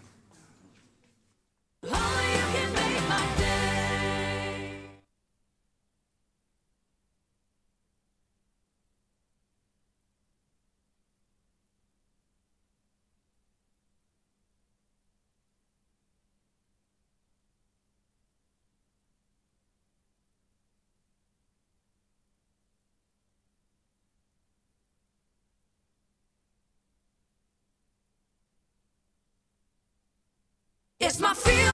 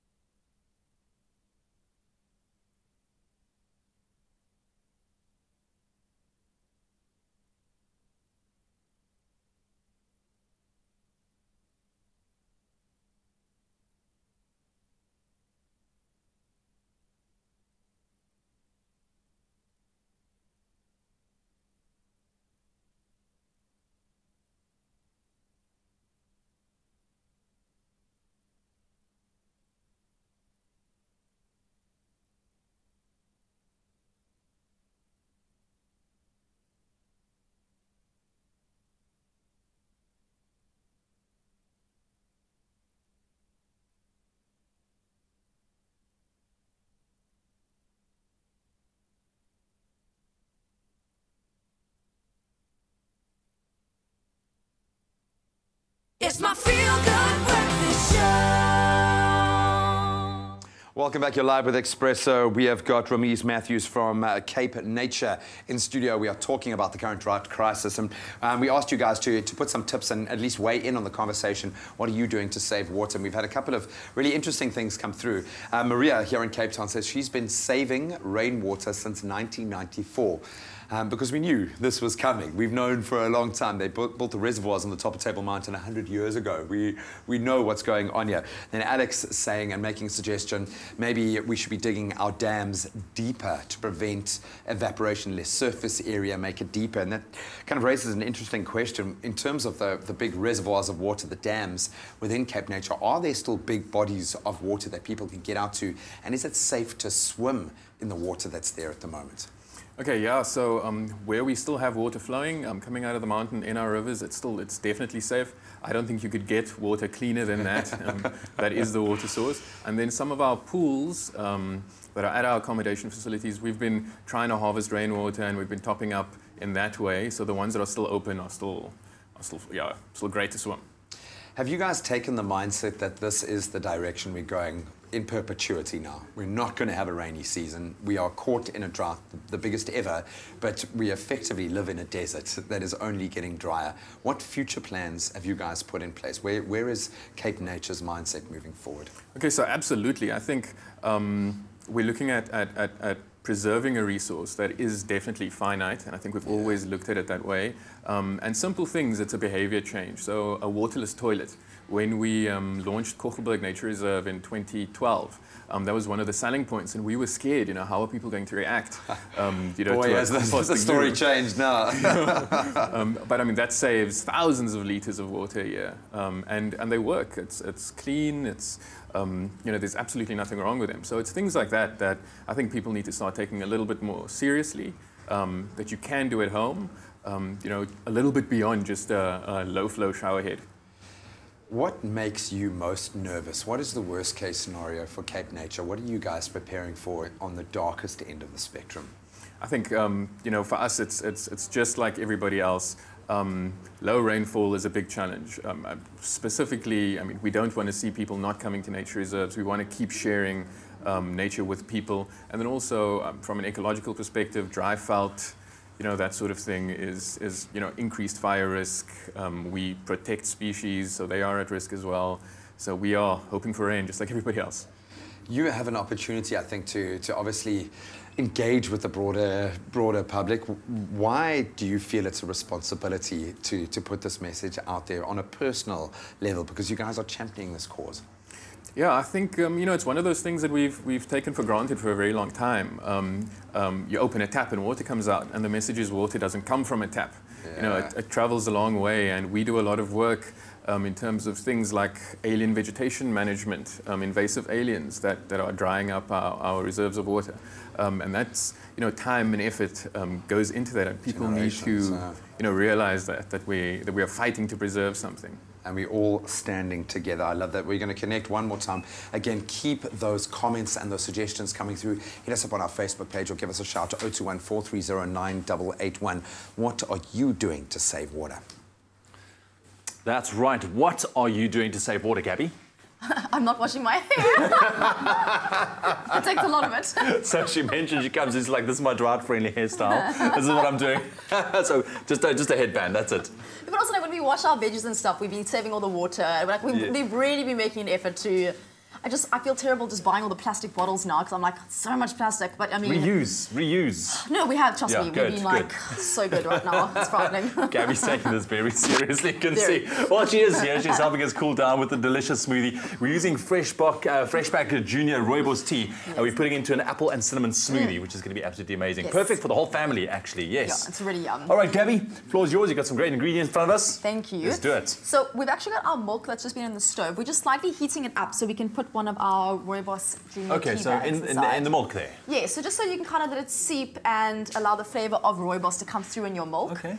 So we're going to let it sit for just about 2 minutes while we prep the rest of our smoothie. If you really want, can you use something like any other, like almond milk or coconut milk? Or yes, would you definitely. rather prefer like... I don't know. If I make this at home, I'd probably make it with almond milk, yeah. Especially if your kids can't have dairy, then it's fantastic. Right. So in the meantime, while we're letting that kind of sit, We're going to add some frozen banana. All right, some good fresh. old banana. Got Yes, it. exactly. We've got some apple over here, which I'm going to chuck in, and I'm going to leave just some extras for decoration. Okay. So we've got some apple here. We've got our oats. You can also use okay. gluten-free oats if you need to. Hey, so this could actually in turn be a good breakfast smoothie then. Yeah, definitely. Okay. We have some ground cinnamon. Which you have to put it with apples, yes. Yeah, no, it goes so well. And we've got some smooth peanut butter. Great. So I'm going to chuck that in there. And then finally just some ice. I actually find ice makes smoothies really creamy. Okay. And we're going to have ice here. And our milk's looking good. So all I'm going to do is I'm going to basically just remove our tea bag. Okay, so you want to obviously steep it in there for a little while to make sure it's... So you can see the colours already become really beautiful. It becomes like rooibos. It does. You just smell. Look, that's awesome, yeah. I actually read an article the other day that rooibos is actually very good for diabetes. Really? Yeah, it was actually very interesting. I thought it was quite cool. Okay, well, we know there's one of those kind of super kind of call it, not food super drinks. Super drinks, yeah. Yes, yes. Super herbs. Super herbs, yes. So all I'm going to do here now is I'm going to pour it into our smoothie, and obviously we've got our ice, which also helps because everyone's thinking warm milk smoothie. The milk's actually been a little bit more cooler now, and the ice will help cool it down. So, and frozen banana, obviously. Yes. So you don't have a warm smoothie, I promise. Okay, well, no, that's not what we're going for. We want you to chill out with the smoothie. All right. The keyword is fresh pack. SMS out to 33728. That's fresh pack to 33728 to get your hands on the smoothie. Let's see if this is going to work, Gabby. Let's see. Yes. So you want to? I like it quite a bit chunky. Oh, really? Okay, Yeah, then I'm not going to get chunky, involved. yeah. There's not. That's just me. So we pass the glass there for me, There we please. go. Thank you. Got a nice little fancy glass as well. Oh, you said you're going to use the... A little bit of decoration. That's it. Let me just clean up here for a little bit quickly. So all we're going to do is pour in our smoothie. Oh, look at that. And ta-da! And we can add a little bit of apple just for That decoration. looks amazing. If it sinks to Really? the bottom, it's going to be Really? awkward. Okay, it doesn't. Yay. Gabby, thank you very much. The Thank keyword you. is fresh pack. SMS that to 33728 to get your hands on this beautiful apple and cinnamon rooibos smoothie. And it looks amazing, man. Thank you, thank you. Looks amazing. I'm going to give it a smell here. Give a little bit of a taste if you want to. Oh, that is refreshing. Is it good? That is refreshing. The ice really cools it down. I'm Thank you, glad. Gabby. Thank you very much. That Thank keyword you. once again, fresh pack to 33728. Fresh Pack, the #1 rooibos tea. So you can see the pups are really depressed because this has been quite a heavy conversation, but I think what Ramiz has shown me and what Cape Nature are showing us is that in the darkest of times, we have an opportunity to show the best of ourselves. And while as organizations we have a role to play, as individuals, I think it really does hit home. What have you been doing, or what are some of the shifts that you've seen in your own life? Do you have tips for viewers on how you can save water in your own context? I think we have a lot of tips on our website. You can follow us on Instagram, Twitter, Facebook, and we've got homeowner guides. But I think really, for me personally, is to use water more than once. I think that's a big thing. So keep recycling it. You know, it goes from the pot into a container, and then you're rinsing things off with that, and it just doesn't go down the drain after coming out of the tap. I wonder how many unbelievable new entrepreneurship ideas have been birthed out of this time that we'll see continue once we've moved through this. And we will get through this. I've no doubt that working together, we will push day zero back. We will get through this. But we've got a caller on the line. Hani, a very good morning. How are you? I'm fine. Good morning. Good morning. Phoning us all the way from beautiful Potch. So good to connect with you. What is your comment this morning? Yes, I'm having a few tips, like 3 tips for the people, household tips for people in Cape Town. Brilliant. Go for it. Yes, the first tip is if you do your dishes, don't use dishwashing liquid. Use soap powder. It doesn't leave a oily... doesn't leave your water oily. You can use it in cold water. At the same time, you can leave that water in for the whole day, and at the same time, it cleans your cloth, what you use to wash your dishes with. Okay, The second tip is take a plastic liter bottle, fill it up with water, put it in the bowl of your toilet, the flush bowl. And every time you flush your toilet, you save 1 liter of water. Brilliant. And then the third tip is people who have top loaders washing machines, please use your washing machines not on a normal cycle because it uses a lot of water. Use it as a twin cup. Only put it on a wash cycle and then rinse your space of your clothes in a separate container like a dish.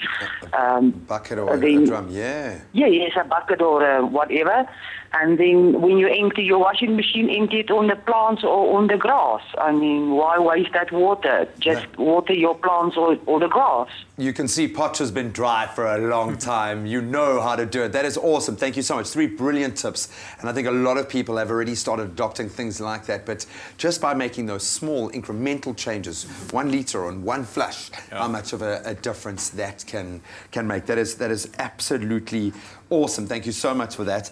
I think let's look at the bigger picture here. How can we help you as Cape Nature in a general sense, because it's all one connected system here? How can we help you in your efforts? What do you need from tourists from South Africa at large? I think, again, the message is be mindful, but we are open. Come and visit a nature reserve, see what we have done in terms of rainwater harvesting, waterless toilets, low-flow shower heads. It's leisure accommodation. It's a great experience, but you can take something home with you and see how we've done it. And all those entrepreneurs out there, I would suggest you get in there now because there are opportunities. There is a silver lining here, but we have an opportunity, I think, as a community, as you said, to do something truly remarkable. Let's push Day Zero back and make sure that you go and connect with nature, realize firsthand what we are protecting and how beautiful South Africa really is.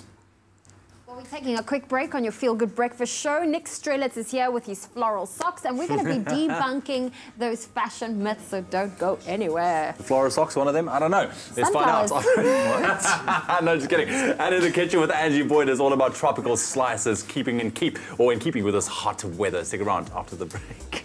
Feeling hot, hot, hot.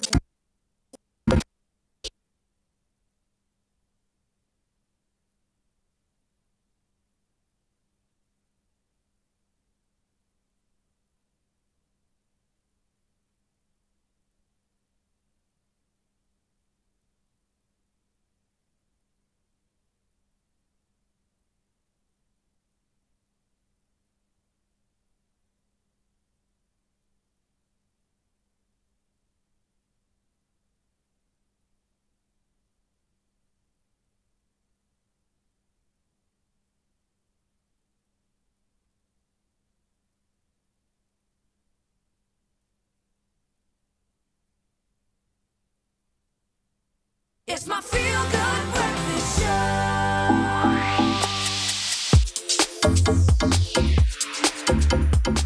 Welcome back. This is your Feel Good Breakfast Show, and we're sorting fact from fiction in today's how-to fashion guide as we look to debunk those fashion myths that seem to have become ancient folklore. Now, it's all about separating truths from non-truths to ensure that you have the inside track and the knowledge to let your style soul soar. And helping us to set all free is our fashion forward, Expresso fashion editor, Nick Strelitz. What an intro. Thank you, sir. Well, listen, a very, very interesting one. So I have a few myths here and a few phrases. You're going to say whether it's fact or folklore. Let's go through it. Myth busting. Myth busting. Today. We are doing it. So the first one, here we go. Freezing your clothes actually helps to reduce odor. That's a fact. I knew that. Did you know that? Yes, I did. Don't put your clothes in the oven like Carrie Bradshaw did in Sex and the City. Like even stinky shoes. Okay, shoes, I haven't done shoes, but I think any clothing that has general sort of odor just from a repeated use, we don't want to put it in the washer because the water helps to dilute color and fit. So throw it in the freezer 24 hours. What happens is the freezing kills odor-causing bacteria. Okay, so just to be clear, put it in a bag and then in the freezer. Don't just throw it into your food. No. Okay, our next one is avoid unexpected or non-traditional color clashing. That is folklore. Okay. For one, look at these color combinations. Which one of here, Zoe, do you think is the good one and not? Okay, Which is the acceptable one? I like all of them. Okay, that is not helping me. Okay, That is not so growing up, helping me. I would say the black and the navy. Yes, you're right. Black and navy is this like ancient myth that you can do black and navy, but you absolutely can. All dark colors really go together if My paired mom used correctly. to say brown and black should never go together. I'm with your mom. Zoe's Really? mom, Okay. call me, girl. Black and brown, not, and pink and purple on the very rare occasion, but navy and black do it. Okay, very, very interesting. Now, dry cleaning your clothes should only be reserved for expensive items. That's a folklore. I think a lot of people only reserve expensive items for dry clean, but what happens when we repeatedly wash our clothes in water? Water is a solvent, which means it helps dilute color. So things on denim, the dye starts to bleed, the shape starts to go. You can actually get more wear and longevity out of your clothing if you dry clean them. Also in the water crisis right now, why not pay a little more and conserve on water? I like that. I like that. So our next one for you to debunk Hit is me. Denim on denim does work as a combination. Yes. That is fact. And I have two sort of ways that I kind of go about this. I think, so if you're going to do the same shade of denim on denim, like this lady, this beautiful lady in the first year, I go vintage. I go oversized silhouettes. I think a lot of the time people do too fitted with the same color shade. There's something about fitted denim on denim with the same coloring that doesn't work. Also, if you do dark denim jeans on a light top, dark denim slims the body, while light denim pulls the eye forward to that piece of the body. So whatever you're most conscious about, wear dark denim to slim. And just don't do Justin and No, Brittany. don't be a Britney No and a denim Justin. accessories, never denim Okay. accessories. Now listen, I'm queen of bargain hunting. Okay. Sale shopping is always the best way to score incredible deals. That's myth, and we've talked about this before. I mean, sales are such a psychological warfare. We think we're getting a deal. If you think about how retailers mark up their items, from how much it costs to producers versus how much they sell, even in a sale, you're still paying way above what you should be paying for. Golden rule, when you're at the sale rack, pick up the item. Would you buy this at full price? If you would buy it at full price, it's a deal. See, I need to apply that rule because I'm guilty of buying it just because it's on sale. We just think, and we have 10, 30 pieces that we actually just wear once and we chuck out. Okay, let's move on to stripes. Stripes fit all body shapes. That is a folklore. You have to be very strategic when you do stripes. Now, Zoe, I think for 1,000 years, as long as stripes has been, people have the idea that horizontal stripes makes you look bigger. Bigger. It's not. There was a recent study done where they tested two squares compiled of one with horizontal and one with vertical. The horizontal stripes made the box appear taller and narrower. It actually slims. But the rule is you want pinstripes horizontal, and no larger than 2 inches, a 2-inch stripe. Okay. So the stripes are interesting. So we also, at home, we had a little bit of a poll online. Okay. So we're going to take a look at that. Do it. Okay. Do it. Let's see it on the Poll. screen. There we go. So what's happening?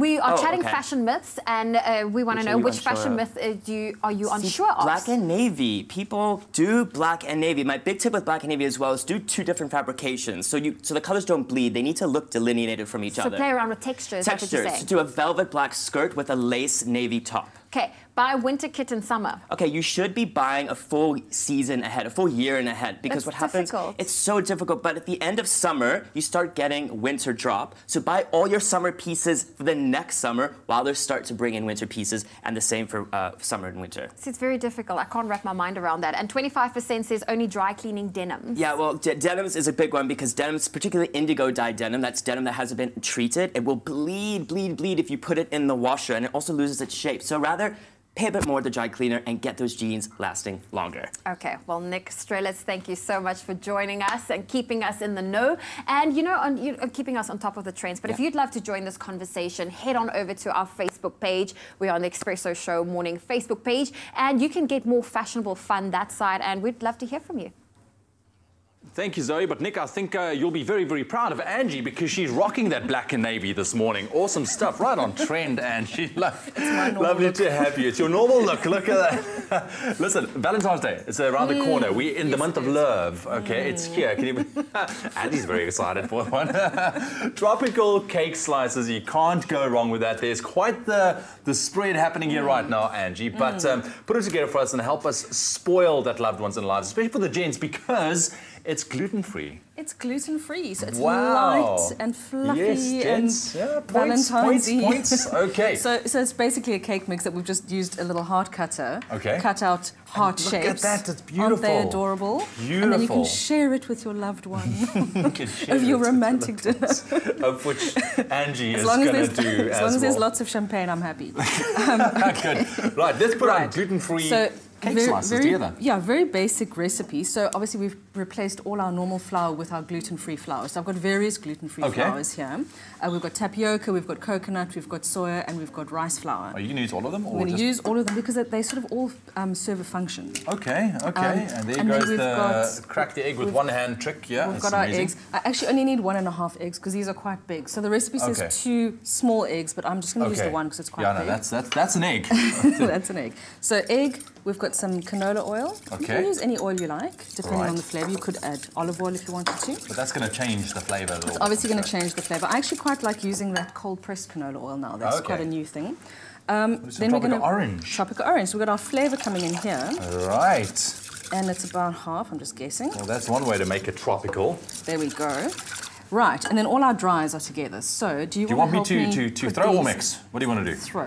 Okay, Throw. I'll just get it in You're going to put it all into there. Okay, so what do we have here? So that looks like rice flour. They all look the same go. to me, so I think it's rice flour. The keyword is cake. SMS at 233728. That's cake. 233728. Get in there. Perfect. And then this one is one of the other ones. No, that's sugar. I lied. That's sugar. It's not one of the other ones. It's sugar. Right, so we'll just throw them all. We've got some baking powder. Got to have baking powder. Okay. A pinch of salt as well helps. You always add a pinch of salt. Let me guess, coconut. Things. No, that's the soya flour. Never mind, soya flour. So that helps with a bit of binding. And then we've got some extra zest. All right. Zest is nice. It's zesty. We like a zest. Okay, so easy. You're just going to mix that. Okay. And I'm going to pour this in. Go for it. And we're making a batter. All right. And it's that easy. And that's your cake part, done? Yeah, and the interesting thing with a gluten-free batter is it's a little bit thinner than a normal batter, so don't be alarmed when it's quite runny. Okay. It's meant to be that way. Pour it into a lined baking sheet with some non-stick paper. Yes. Bake it at 180, probably about 30 minutes it took. There we go, look at that. And then once it's baked, you take your little cutters or your knife or whatever and pop it out, you have that. And then you got those. And then how do you just prepare the... And then the other thing we've got quickly is I've dipped these in a little bit of an orange glaze. So we've got some sugar. Okay. A little bit of zest, a little bit of lemon juice, just so it's not too sweet. The recipe will be on our website as well, expressoshow.com. It's the full recipe. You can get it there, all the different flours that you will need as well to make it gluten-free. Alternatively, SMS the keyword cake to 33728. So once you've done the glaze, you just kind of take those little hearts that you've cut out. Almost like how you would do a Lamington. So you take your sponge, dip it in the glaze, and then you're going to make a glacé icing. I know it's a little bit overkill, but glacé icing, you can make it thick or thin. I've made it thicker and then piped it over the top, or you can make it thin and just pour it over the top. I see. And like it's quite that. nice. Almost, wow. You can almost make it like a dessert and then serve it with a little bit of ice cream or creme fraiche or cream or something like that. And then instead of a cake, it's a dessert. Angie, you have melted my heart, and I'm sure a lot of people out there as well with these delicious little creations. Thank you very much, eh? Pleasure. Yeah, we got to prepare. Valentine's Day is around the corner. It's almost here, Angie. It's almost here. But I can see you ready. The keyword is cake. SMS that to 33728. Buy a Tropica, follow the entry details on the pack, and you could win the grand prize of a Kia Picanto. For competition T's and C's, visit tropica.co.za. Now, Afternoon Express, they're keeping it jiggly in the kitchen this afternoon. Join the team as they prepare to treat perfect, at least get the perfect treat for the whole family involved. And it's a lot of fun to make Tropica jelly shots. Now, these shots are fruity, they are tasty, and they make for fantastic jelly parties.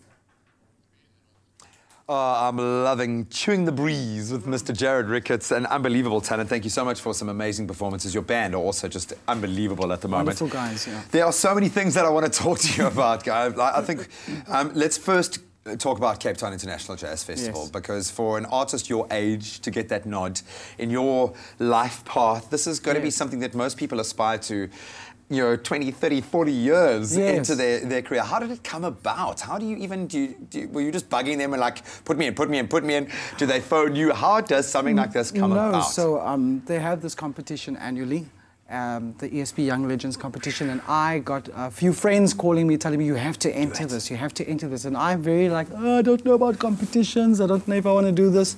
And I took a chance, I just submitted my music with my band, and next thing I knew, I was in the running for this thing. Wow. And then I won, and I was like, okay, what happens now? Now it's all these amazing things that are coming to fruition, you know, the performance at the Cape Town International Jazz Festival, which is huge. For me, I think for any artist. What are you going to do on that stage? How do you go about building a set for something like that? There's a plan, but there's such a lot of planning. And I spoke to you a bit earlier, but it's kind of, I'm still growing and trying to understand what kind of artist I am, but I'm enjoying that process. So being on that stage, it's such a massive platform, and I get to just sort of share where I'm at now with my music and yeah, to share the stage with the acts that are going to be there. I know. And I'm so glad you're taking that approach. You don't have to get ahead of yourself. This is an opportunity for you to show where you are now. Yes. And where you are now is still in the process of building an album. How close to that end result are you? Have you made it finite? Have you got a date? How many songs have you got recorded? Where are you? Well, it's going to be a 12-track album. But I'm very indecisive, so I've changed songs and I've removed songs. I've removed 5 songs now, which is not, you know, wise, but I feel like perfectionist as well, which is good, yeah. Man. And I'm writing 5 new songs, which I will record in next week, and the album will be done mid next month and then released at the end of March. Wow, so it's there, man. I've so many South African legends, they'll go through hundreds of songs before they get to an album, which is amazing. How would you describe your sound then? Where are you at right now? You know, music genres are becoming so intertwined, you know, and you can't really pinpoint what kind of artists people are these days. And I think growing up listening to Frank Sinatra, listening to Nina Simone, and then also now the likes of the Craig Davids, the likes of the Justin Biebers thing, I've kind of just sort of taken the subtleties and taken the certain things from those genres and tried to sort of create something that's me, that's still kind of viable commercially, but still true to me. You've got to be pop, but you've got to be authentic. Yes. Dude, I love that. But you, of course, can do all this because you've just got this incredible vocal instrument that you're working with, dude. So go and blow them away at the Cape Town International Jazz Festival. It's such a feather in your cap, dude, but you've earned it. Thank you. And you've also earned the opportunity to go live on Facebook for one more performance. You guys better tune into our Facebook live feed. At the end of the show, we'll bring you one more performance from this incredible young man. Well, I suggest you fill up your coffee cups because we're going to take a quick break. When we get back, Jared Ricketts is being put to the test in our Hoop de Loop challenge. So we'll see you after the break.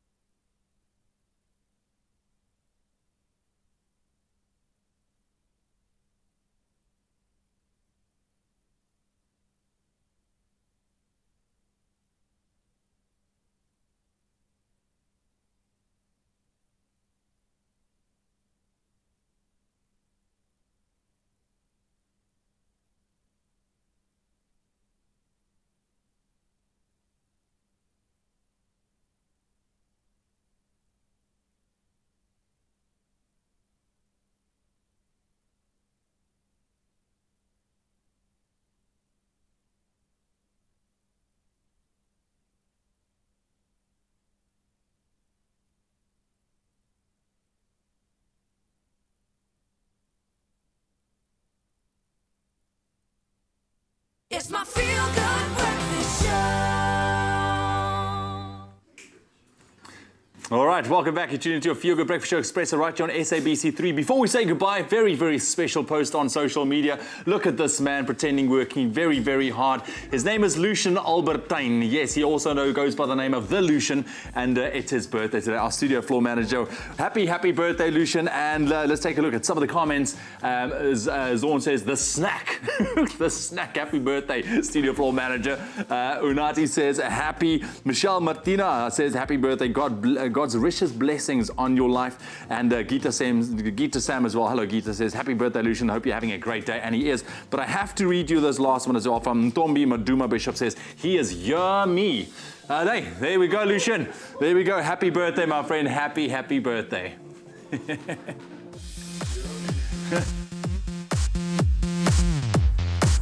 Got to do the funky dance because you know what that music means.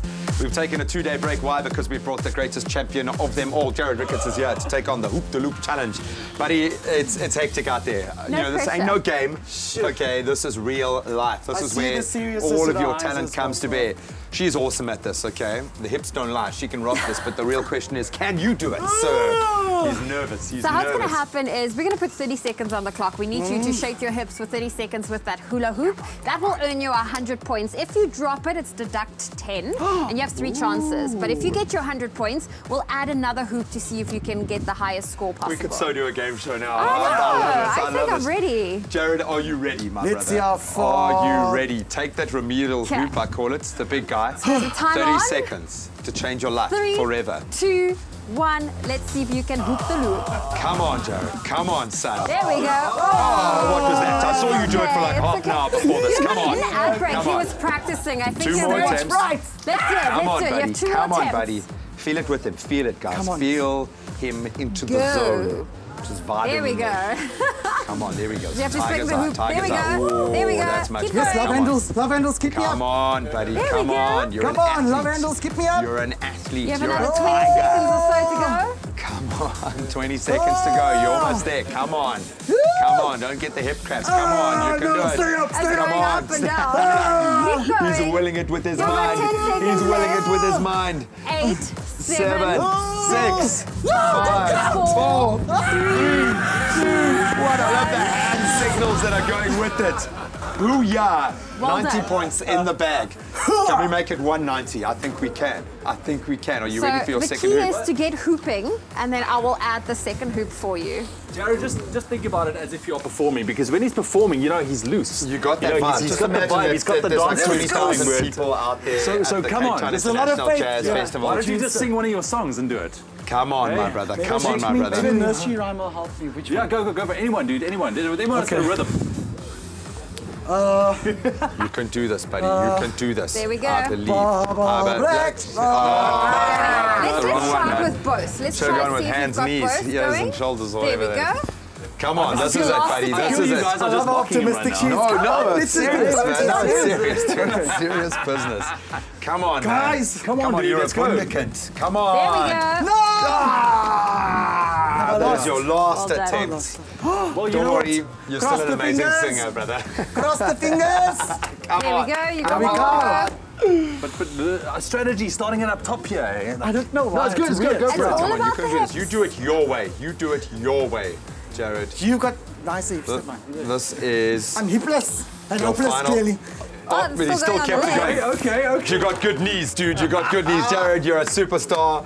You're a sports, and you're a so phenomenal funny. singer, dude. Thank you should see so her much. do this. You saw her do I know. She does it for like the whole just show one behind loop. the scenes. Thank you so much for sharing your talent with us, and congratulations once again, dude, on making it to the Cape Town International Jazz Festival. That's phenomenal, man. Yay, That is looking forward to phenomenal. it. That is phenomenal. Champion, Did it dude. come, Yeah. right? Yeah, absolutely, man. But only if you can hula, though. Like New Year's resolution. You know what I'd like to do is call Lucian, our birthday boy, on here to please don the hoop, seeing as your waist There is we looking go. so I think fantastic. you have Please to go give it a there go. Because and it's just his show us birthday. how it's done. I'll do it. And then, wow, man, no need to be Don't break these our typical sets. rock stars. There we There we go. go. There we go. Look at that!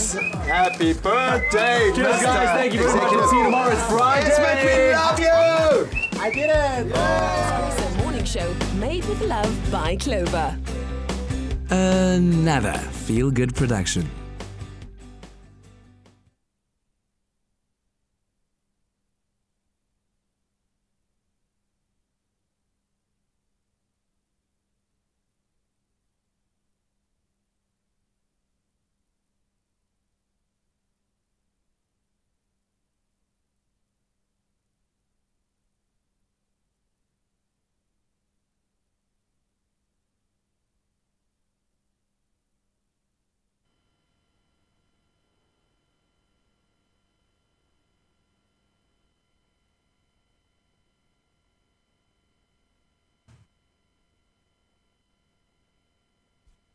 Bye.